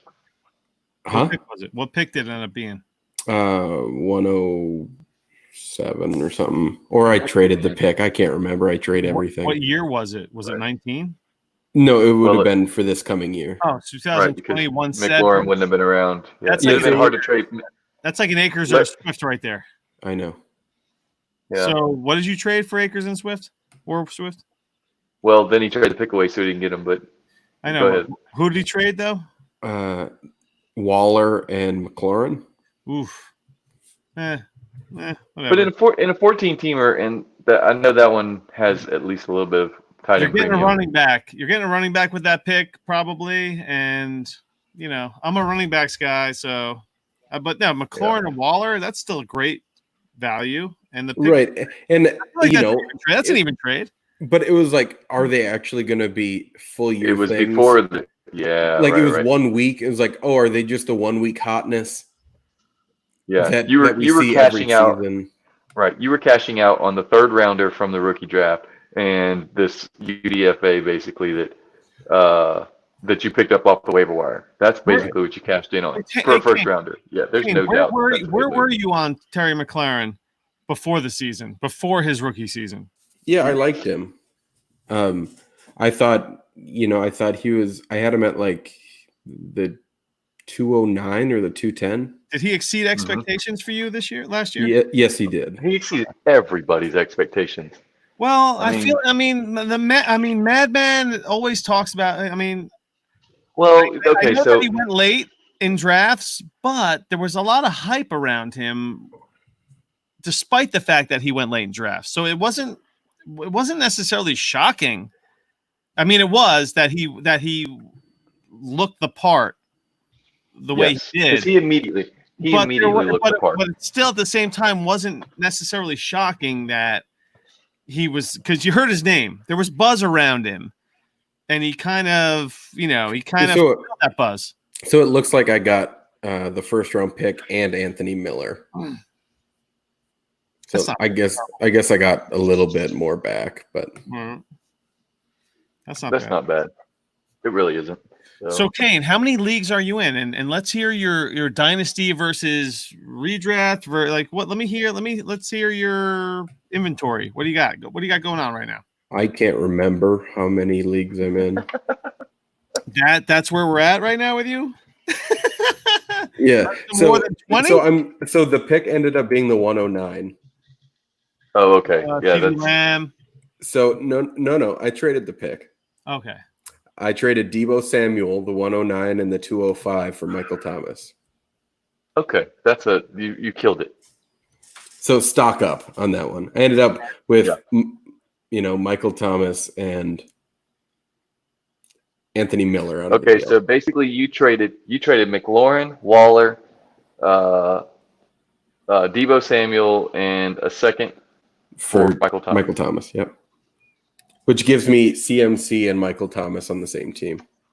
It's a lot to give up in a 14-teamer, though, because you're going deep.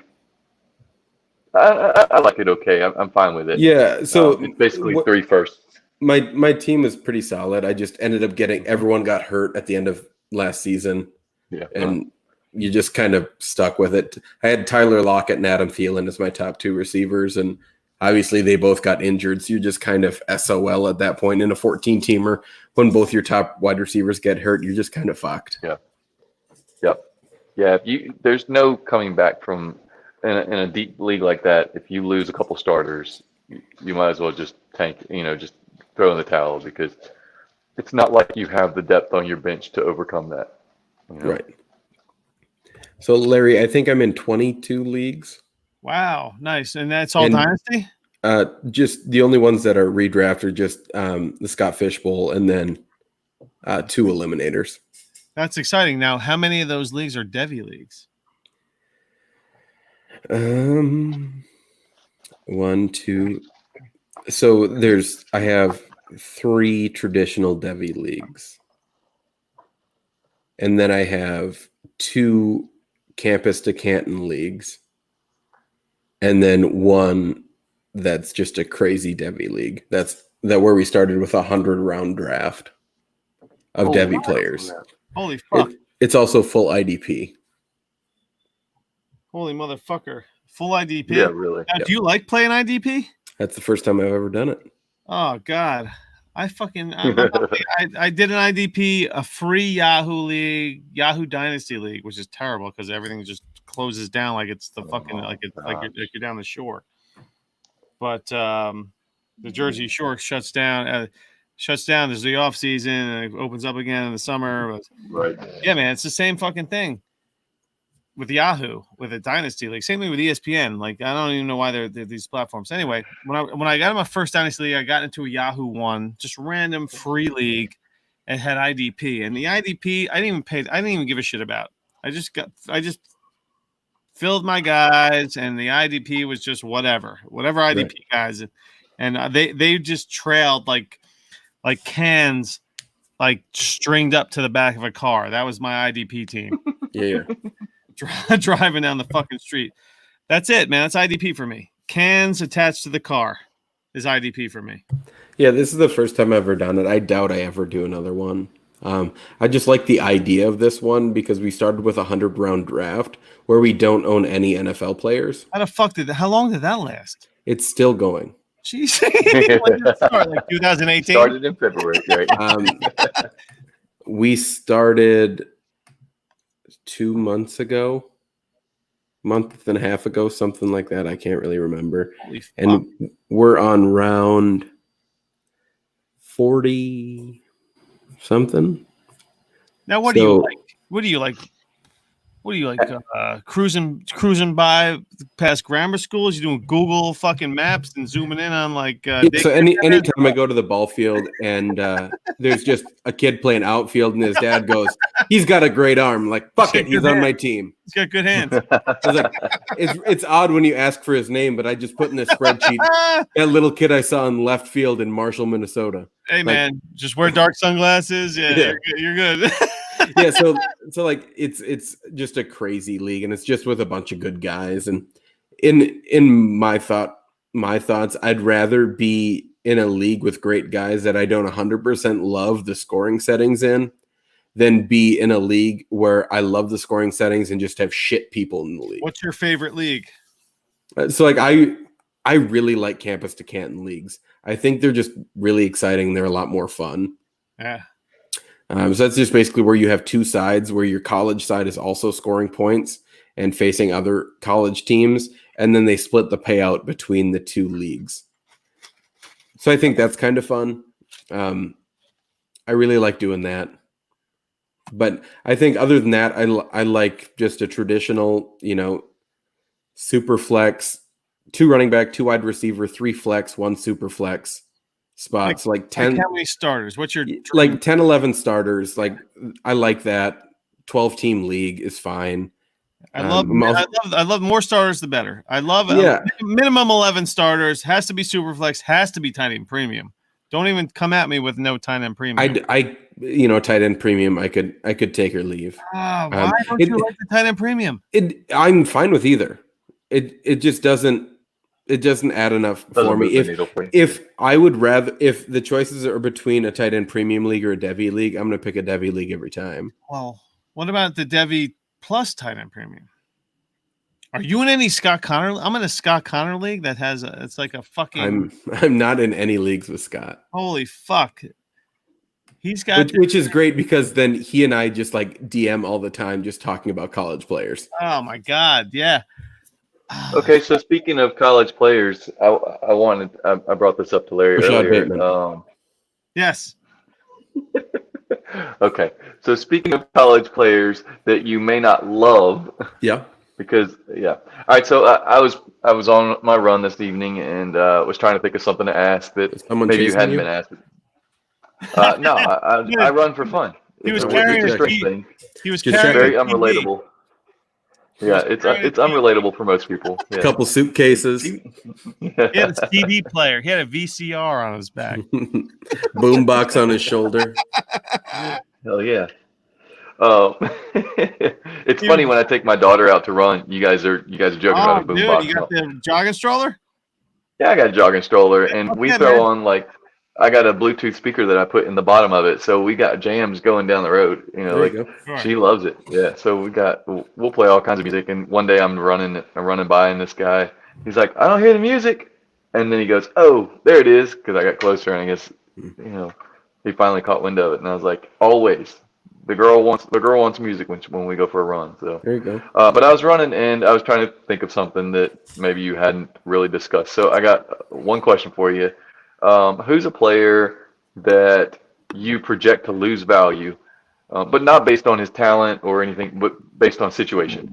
A situation change from last year to this year that will affect his value, and maybe now that player is someone that you want to look to grab in the season, or that might be a value in rookie drafts next year.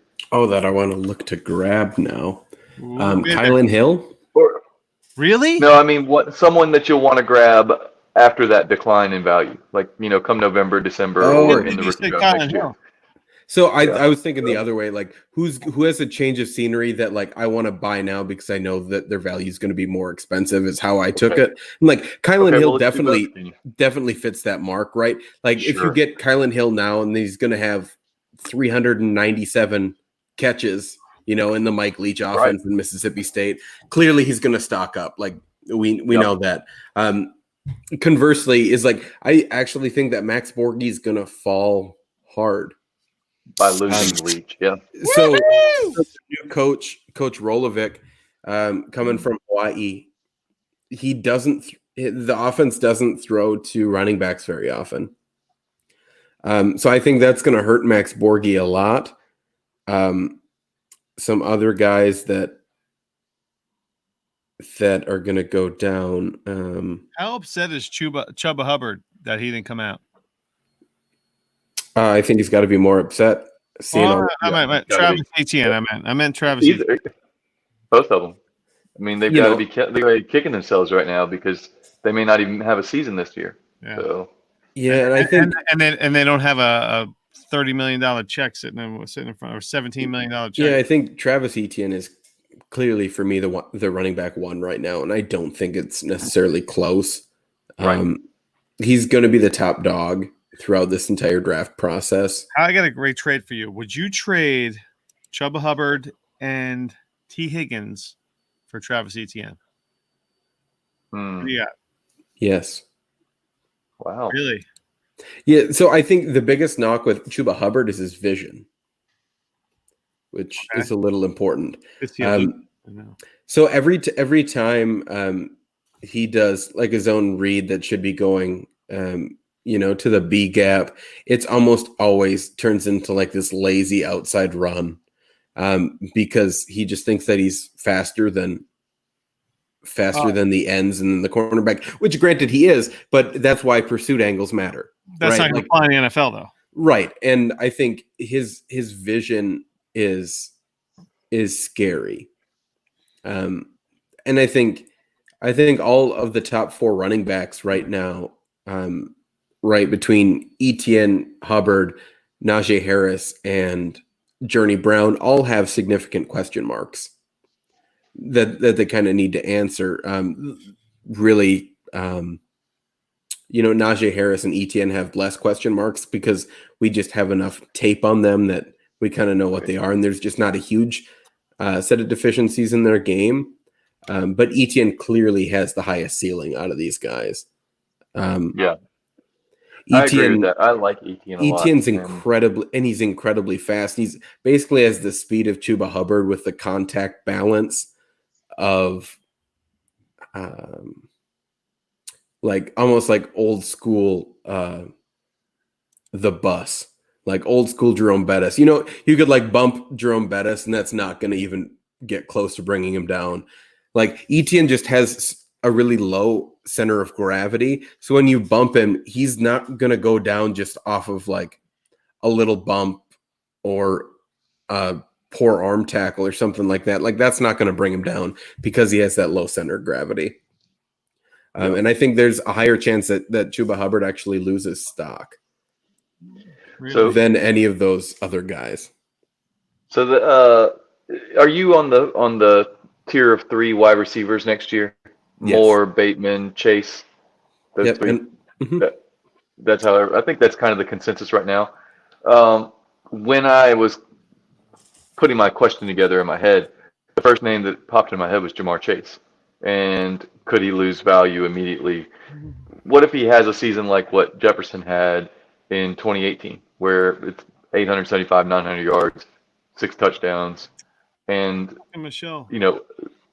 like people that watch college football or scouting know that his talent hasn't changed, but box score watchers will go, well, he regressed because the whole offense regressed, but that's, irrelevant for Yeah, those that just check the box score. I also just don't think that's going to happen. I think worst case scenario, Jamar Chase either gets injured or he only puts up like 1,100 yards and 12 touchdowns. Like, I don't anticipate a time where Jamar Chase is going to have under 1,000 yards. Who is the quarterback this year for them? That's Miles Brennan. Is he going to be able to step in and put up 3,500 yards? Yeah. It's hard not to when you have a guy like Jamar Chase, who can also not only create for himself deep down the field, but he can also create for himself on underneath routes. Yeah. I'm a huge Jamar Chase guy, but yeah. So Jamar Chase is my wide receiver too. Like he's clearly a tier 1 guy. Like everyone loves Chase, and I get it. Like he's got everything that you could want in a wide receiver. The Jets will take one of those top guys next year to pair with Mims. Book it. That'd be smart. Yeah, I think Chase is he's got all the measurables. He covers 200 pounds. He's fast. He's got great agility. Mm-hmm. I just worry that if they have a quarterback regression back to where they're throwing 3,000 yards, that you're going to have an issue because Joe Brady's not there anymore. I don't know that Miles Brennan is Joe Burrow, obviously. No. And they've lost a lot on that team. I mean, they lost a ton of players off that team. So I kind of have a fear that it's a one hit wonder for LSU's offense because they've never traditionally had. You can't ever, obviously do that. I don't even mean. I mean like back to what they were previously. I'm not even saying that they regressed to a top 25 NCAA offense. I think they regress back to a very middle of the road, 60, 70th offense, which is what they have been traditionally.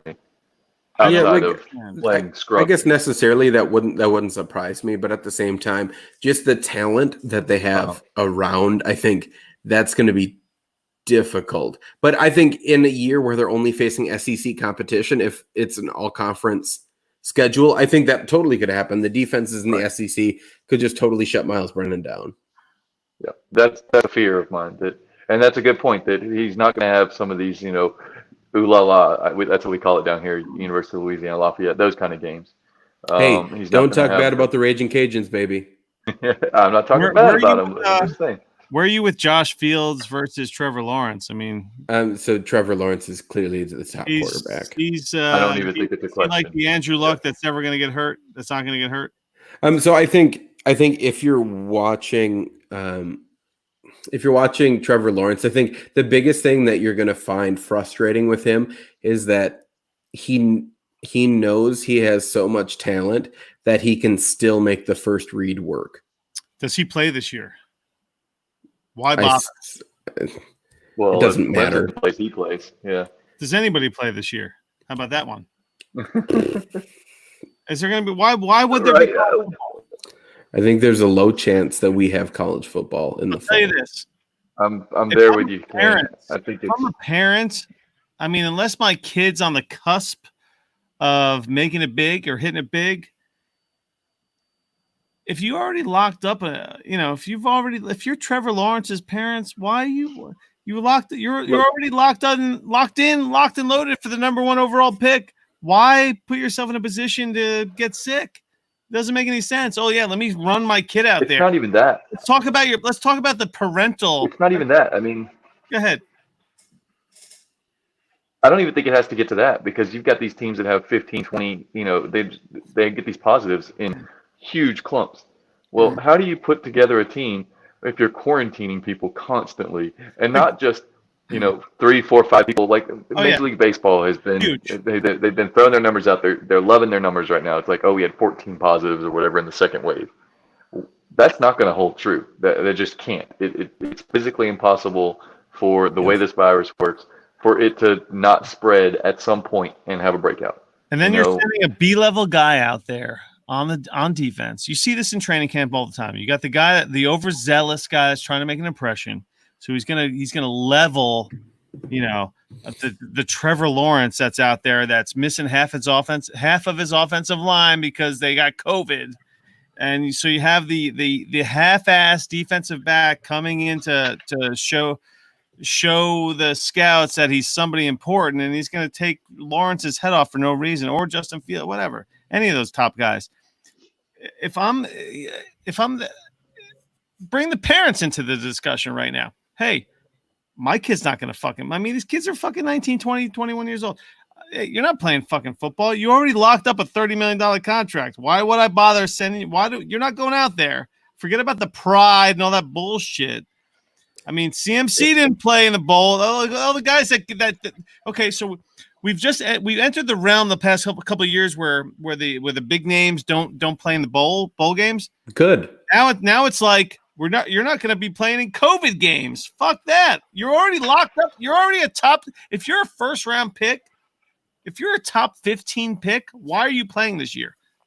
If I'm a guy like Micah Parsons, linebacker for Penn State, Penei Sewell, the best lineman that we've seen come out of college in a very long time. So what position does he play? Offensive line. He's a tackle. Ooh, what's for Oregon? Ooh. He's a left tackle. Kane dropping some knowledge. Nice. He's the best tackle that we've seen come out. Like, regardless of what they did in the NFL, but he's the best offensive lineman that we've seen come out since Jake Fisher. Wow. So regardless of what Jake Fisher did in the NFL. Quentin Nelson?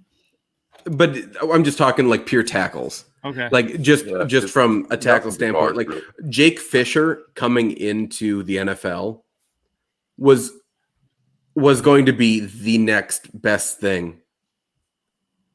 The Chiefs, right? Was he drafted by the Chiefs? I'm going blank here. That's a good question. I can't remember. I can't remember all these offensive tackles. Well, fucking I wish my fishbowl team would league would draft right now. It doesn't matter. Oh, the Chiefs. That's Eric Fisher. Oh, yeah. Rubbish. My bad. Sorry. Yeah, but I'm just saying, like, if I'm a guy like that, especially with how COVID can just completely just ruin your respiratory system, and also it's gonna flu-like symptoms make you lose weight. Offensive linemen in college have a hard enough time keeping on the weight. That's an objective of theirs. Right. And now you're going to get a disease that's going to basically ruin weeks and weeks of work. Like, I have a hard time seeing how someone's going to do that. It's a big deal, man. And I don't think there's going to be college football. If there is, I think people are. We're talking about we're talking about the big names, but there's all the other pieces. There's the equipment managers and all the other parts that make up that whole section of college. Yeah, it's 100 some people on each team. Yeah, doesn't make any sense. There's 80 players. There's 80 scholarship players. 80 something. Don't forget about the coaches. And then you got 20 coaches. You have coaches that may be susceptible to pre-existing conditions and all that nonsense. If I'm fucking 60, so like Nick Saban, I'm in my late 40s. I go to a cardiologist. I have a arrhythmia. I have a regular heartbeat. It's a runner's heartbeat there, Justin. Run DFF. Anyway, I go to a cardiologist every 6 weeks, and I asked him, I visited him not too long ago, and I said, "Am I a high risk guy?" And he was just like, "You're not high risk, but you need to lose a few pounds, and folks that are overweight, you have diabetes, your old age, those are the high risk guys." So the point I'm trying to make is a lot of these head coaches and these assistant coaches, they are high up there in age because it's a whole good old boys network there where they just get old and coach and get old and coach. Those guys are not going to be around these young kids that don't give a fuck because they think they're invincible. You can't put those old folks, these old guys coaches in the same room with these guys. And then they're figuring out that this is an aerosol type of disease now where it just is, it doesn't even matter. These guys everyone's got to wear a fucking mask. I don't know. Yeah, when we're talking about guys like Mac Brown coaching at UNC, Right. that he's 60 some years old. You have ancient, Nick yeah. Saban, you got Jerry Kill, who's now coaching again, that even has seizure problems. So obviously he's at a higher risk, right? Like all this shit kind of added up. It's like I have a hard time envisioning that we have a college football season. And if we do, I think there's maybe 4 games in the fall and 4 games in the spring. I guarantee you that there will be death during this college football season, whether it's a coach or whether it's the equipment manager, the special teams coach, or who knows, could be a head coach. There's going to Hopefully be the whole NCAA. Somebody's going to die, and that's going to be fucked up. Wrong with it. It's going to Hopefully be the whole NCAA, to be honest. Just the way that they run things is the just guys fucking in trash. charge of the fucking the guys in charge of the fucking playoff. Yeah, and I think that's another issue just overall. And I don't think we end up having college football as we know it.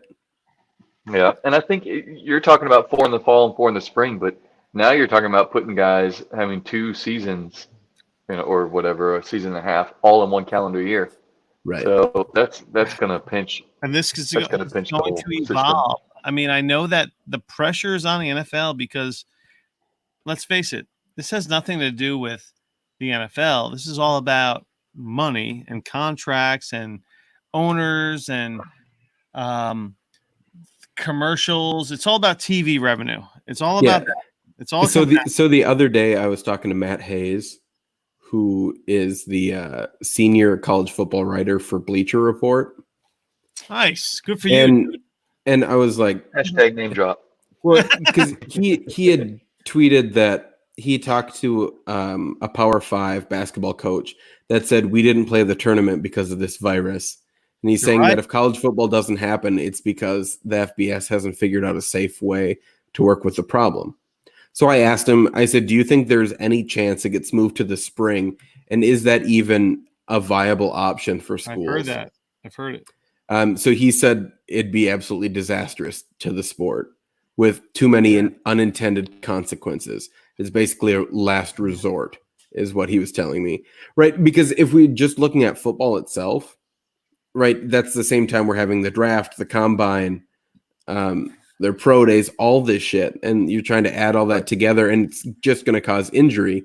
Yep. And then norms are being shattered. Yeah. And so I thought that was kind of telling that. I mean, if folks haven't figured out yet that your everyday life is not going to be everyday life anymore, I mean, pull your head out of the sand, because things are different now. This is how it is. Look, I was right. And that's why we use the phrase new normal.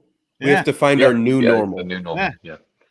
And there's a lot of, and I know change is difficult. Change is difficult for a lot of people. It's a big thing. They have there's a lot of, I mean, getting back to me being an HR guy, change is like a huge HR term when it comes to technology specifically. Because you're teaching a lot of old dogs new tricks, and those old dogs don't want to learn new tricks. That is a big deal. And that's what we're forced to face right now. And it's really uncomfortable for a lot of people. But guess what? You have no fucking choice.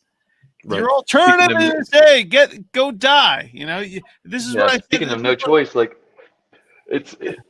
we're behind 8 ball overall as a country right now, with the whole mask thing and all, but there's still people that are fighting the situation. I had a guy, so our governor came out just finally yesterday and said we're going to mandate masks in 13 counties. Mississippi, I'm really we're slow, impressed with man. Mississippi, Justin. I got to tell you, I'm Uh, impressed with Mississippi, my man. I feel like I Mississippi, don't they know took why. down that dumb flag. They're taking, well, they got rid of the flag. Look, they're making changes. That's certainly a good thing. Yes. But progress is progress. However slow it is, at least it's happening. So we can always take that. Yep. Yeah. But so the governor comes out, and it's the 3 counties that are in our area that I live in. And I got a buddy on Facebook, and he's saying, anti-mask, this, blah, blah, blah, it doesn't work, and I'm not going to wear one. It doesn't matter. They can't force me to. And it's like, you're trying. Look, if you want, and like 3 days ago, he was like 17 days till baseball season. If you want baseball season, you and every one of the people that thinks like you needs to start preparing yourself to make accommodations so that the rest of the world can move on. Right. I mean, if you keep fighting the progress that people are trying to make with preventing the spread of this by being ignorant and stubborn, all you're doing is putting everything in a hole. Like if you want college football, and he's a big college football fan, if you want baseball, if you want any of these sports, you need to understand that the way you're doing things hasn't worked. The way we have done things is not working, and you have to adjust. Otherwise, you can just cancel it all, and we go back to square one. So, It's really simple. You just wear a fucking mask. I feel like when I go out with a mask. Did I tell you that I went into the liquor store today to pick up a 12-pack? I was the only person in there wearing a mask, and there were about 30 people in there. I commend you. I commend you. I was like, just fucking put a mask on. It's really not hard. I was stopped to get gas earlier. Same thing. I was literally the only person in the gas station. You tell me, how long do you spend on average to go to the liquor store? Like how long on average? What, 5 minutes? 10 minutes? Yeah, you can't wear one for 5 minutes. Exactly. The macho thing is so tired. Come on. So I'm in Jersey. We got hit first. And when we got hit in New York, New Jersey, we're all the same. New York, New Jersey, Connecticut, we're all the same. We didn't know what the fuck it was, just like everybody else. Most of the country probably didn't care at the time, but we didn't know what the fuck it was, and it was fucking scary, and it's fucking super scary. So we got the shit scared out of us. So we're all just like, holy fucking shit, everyone's fucking dying. But the shittiest part is like you see the model. You see what happened out east and out west, and you can see the people fucking dying. But instead, the people like me that live in the middle of the state, I have people around me that's like, well, that's not me. We're in a less dense population. It's like, so what does that mean? I don't know anybody, right? Just because you're in a less dense population, you think in our town of 13,000 that the hospital can care for all of us at one time? That's the issue, the hospital thing. So they can't. The last time I went out, March 6th was the last time I went out in public as like a normal person. I went and saw Rush cover band. and two towns over. You old bastard. 2 towns over. I'm even too young to know who Rush is. Exactly. Oh my gosh. Holy cow. There are 2 great bands that came out of Canada. One's Rush, and the other one is the Sheepdogs. Look them up. Anyway, didn't Bryan Adams come from Canada? Oh well, I like the Sheepdogs more than Bryan Adams. Anyway. I don't know anything about Sheepdogs, but I can tell you Bryan Adams doesn't make sense. Anyway. Yeah, fuck everybody, man. Just wear a goddamn mask. It's so simple. If everyone wore one for 2 weeks, we're talking about saving lives. How easy is that to understand? How are you going to be a douche and not fucking just be cool? I don't get it. Well, that just shows the whole selfishness of our culture too. It's so gross. It's so gross. It's so gross and offensive and ugh. Just remember, folks, if you're listening to this and you want college and NFL football, that this is part of it. So I don't know. I love that. We're all Twitter guys. That's why we know each other. So it's like when you see these people going berserk in public and they get called out, and they lose their job, it's like, on one hand, I'm just like, oh wow, that's awesome. They lost their job. On the other hand, I'm like, why? Why do you even have to be so angry? Why is that worth it? Yeah. Over a mask. Why are you in Walmart being a douche? Right. I don't get it. Listen, it took me a while to even be comfortable, like going out regularly. I don't even go out regularly, but I would leave the house. I've been dealing with this since, like I said, the first week of March.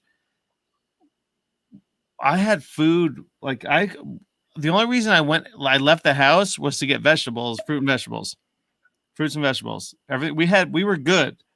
Like we're stocked for a solid month or two, but we ran out of like fruits and vegetables, which is stuff that goes bad. So so it was really fucking amazing.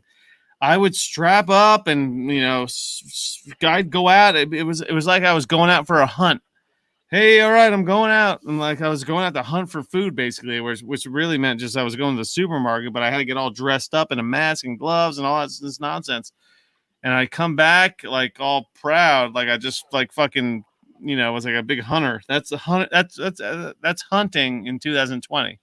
Right. And I was just, when my wife and I go someplace now that like my wife will look over, it's like, are we wearing masks? I was like, yes. Dude, yes, we are. Man. Right. Yep. Hey, guess what? Do you want to randomly catch because some dirty fucking douche walks by you and or not? But the way I see it is like, would you rather just be with a person that's assuming they're not wearing a mask, or do you want to be with a person that you love that's like, are we wearing masks? Like, are we doing this? And it's like, yes, we are. Like, I'm trying to fucking stay alive. The country's worse than it's ever been right now. And it should have been that way 4 months ago.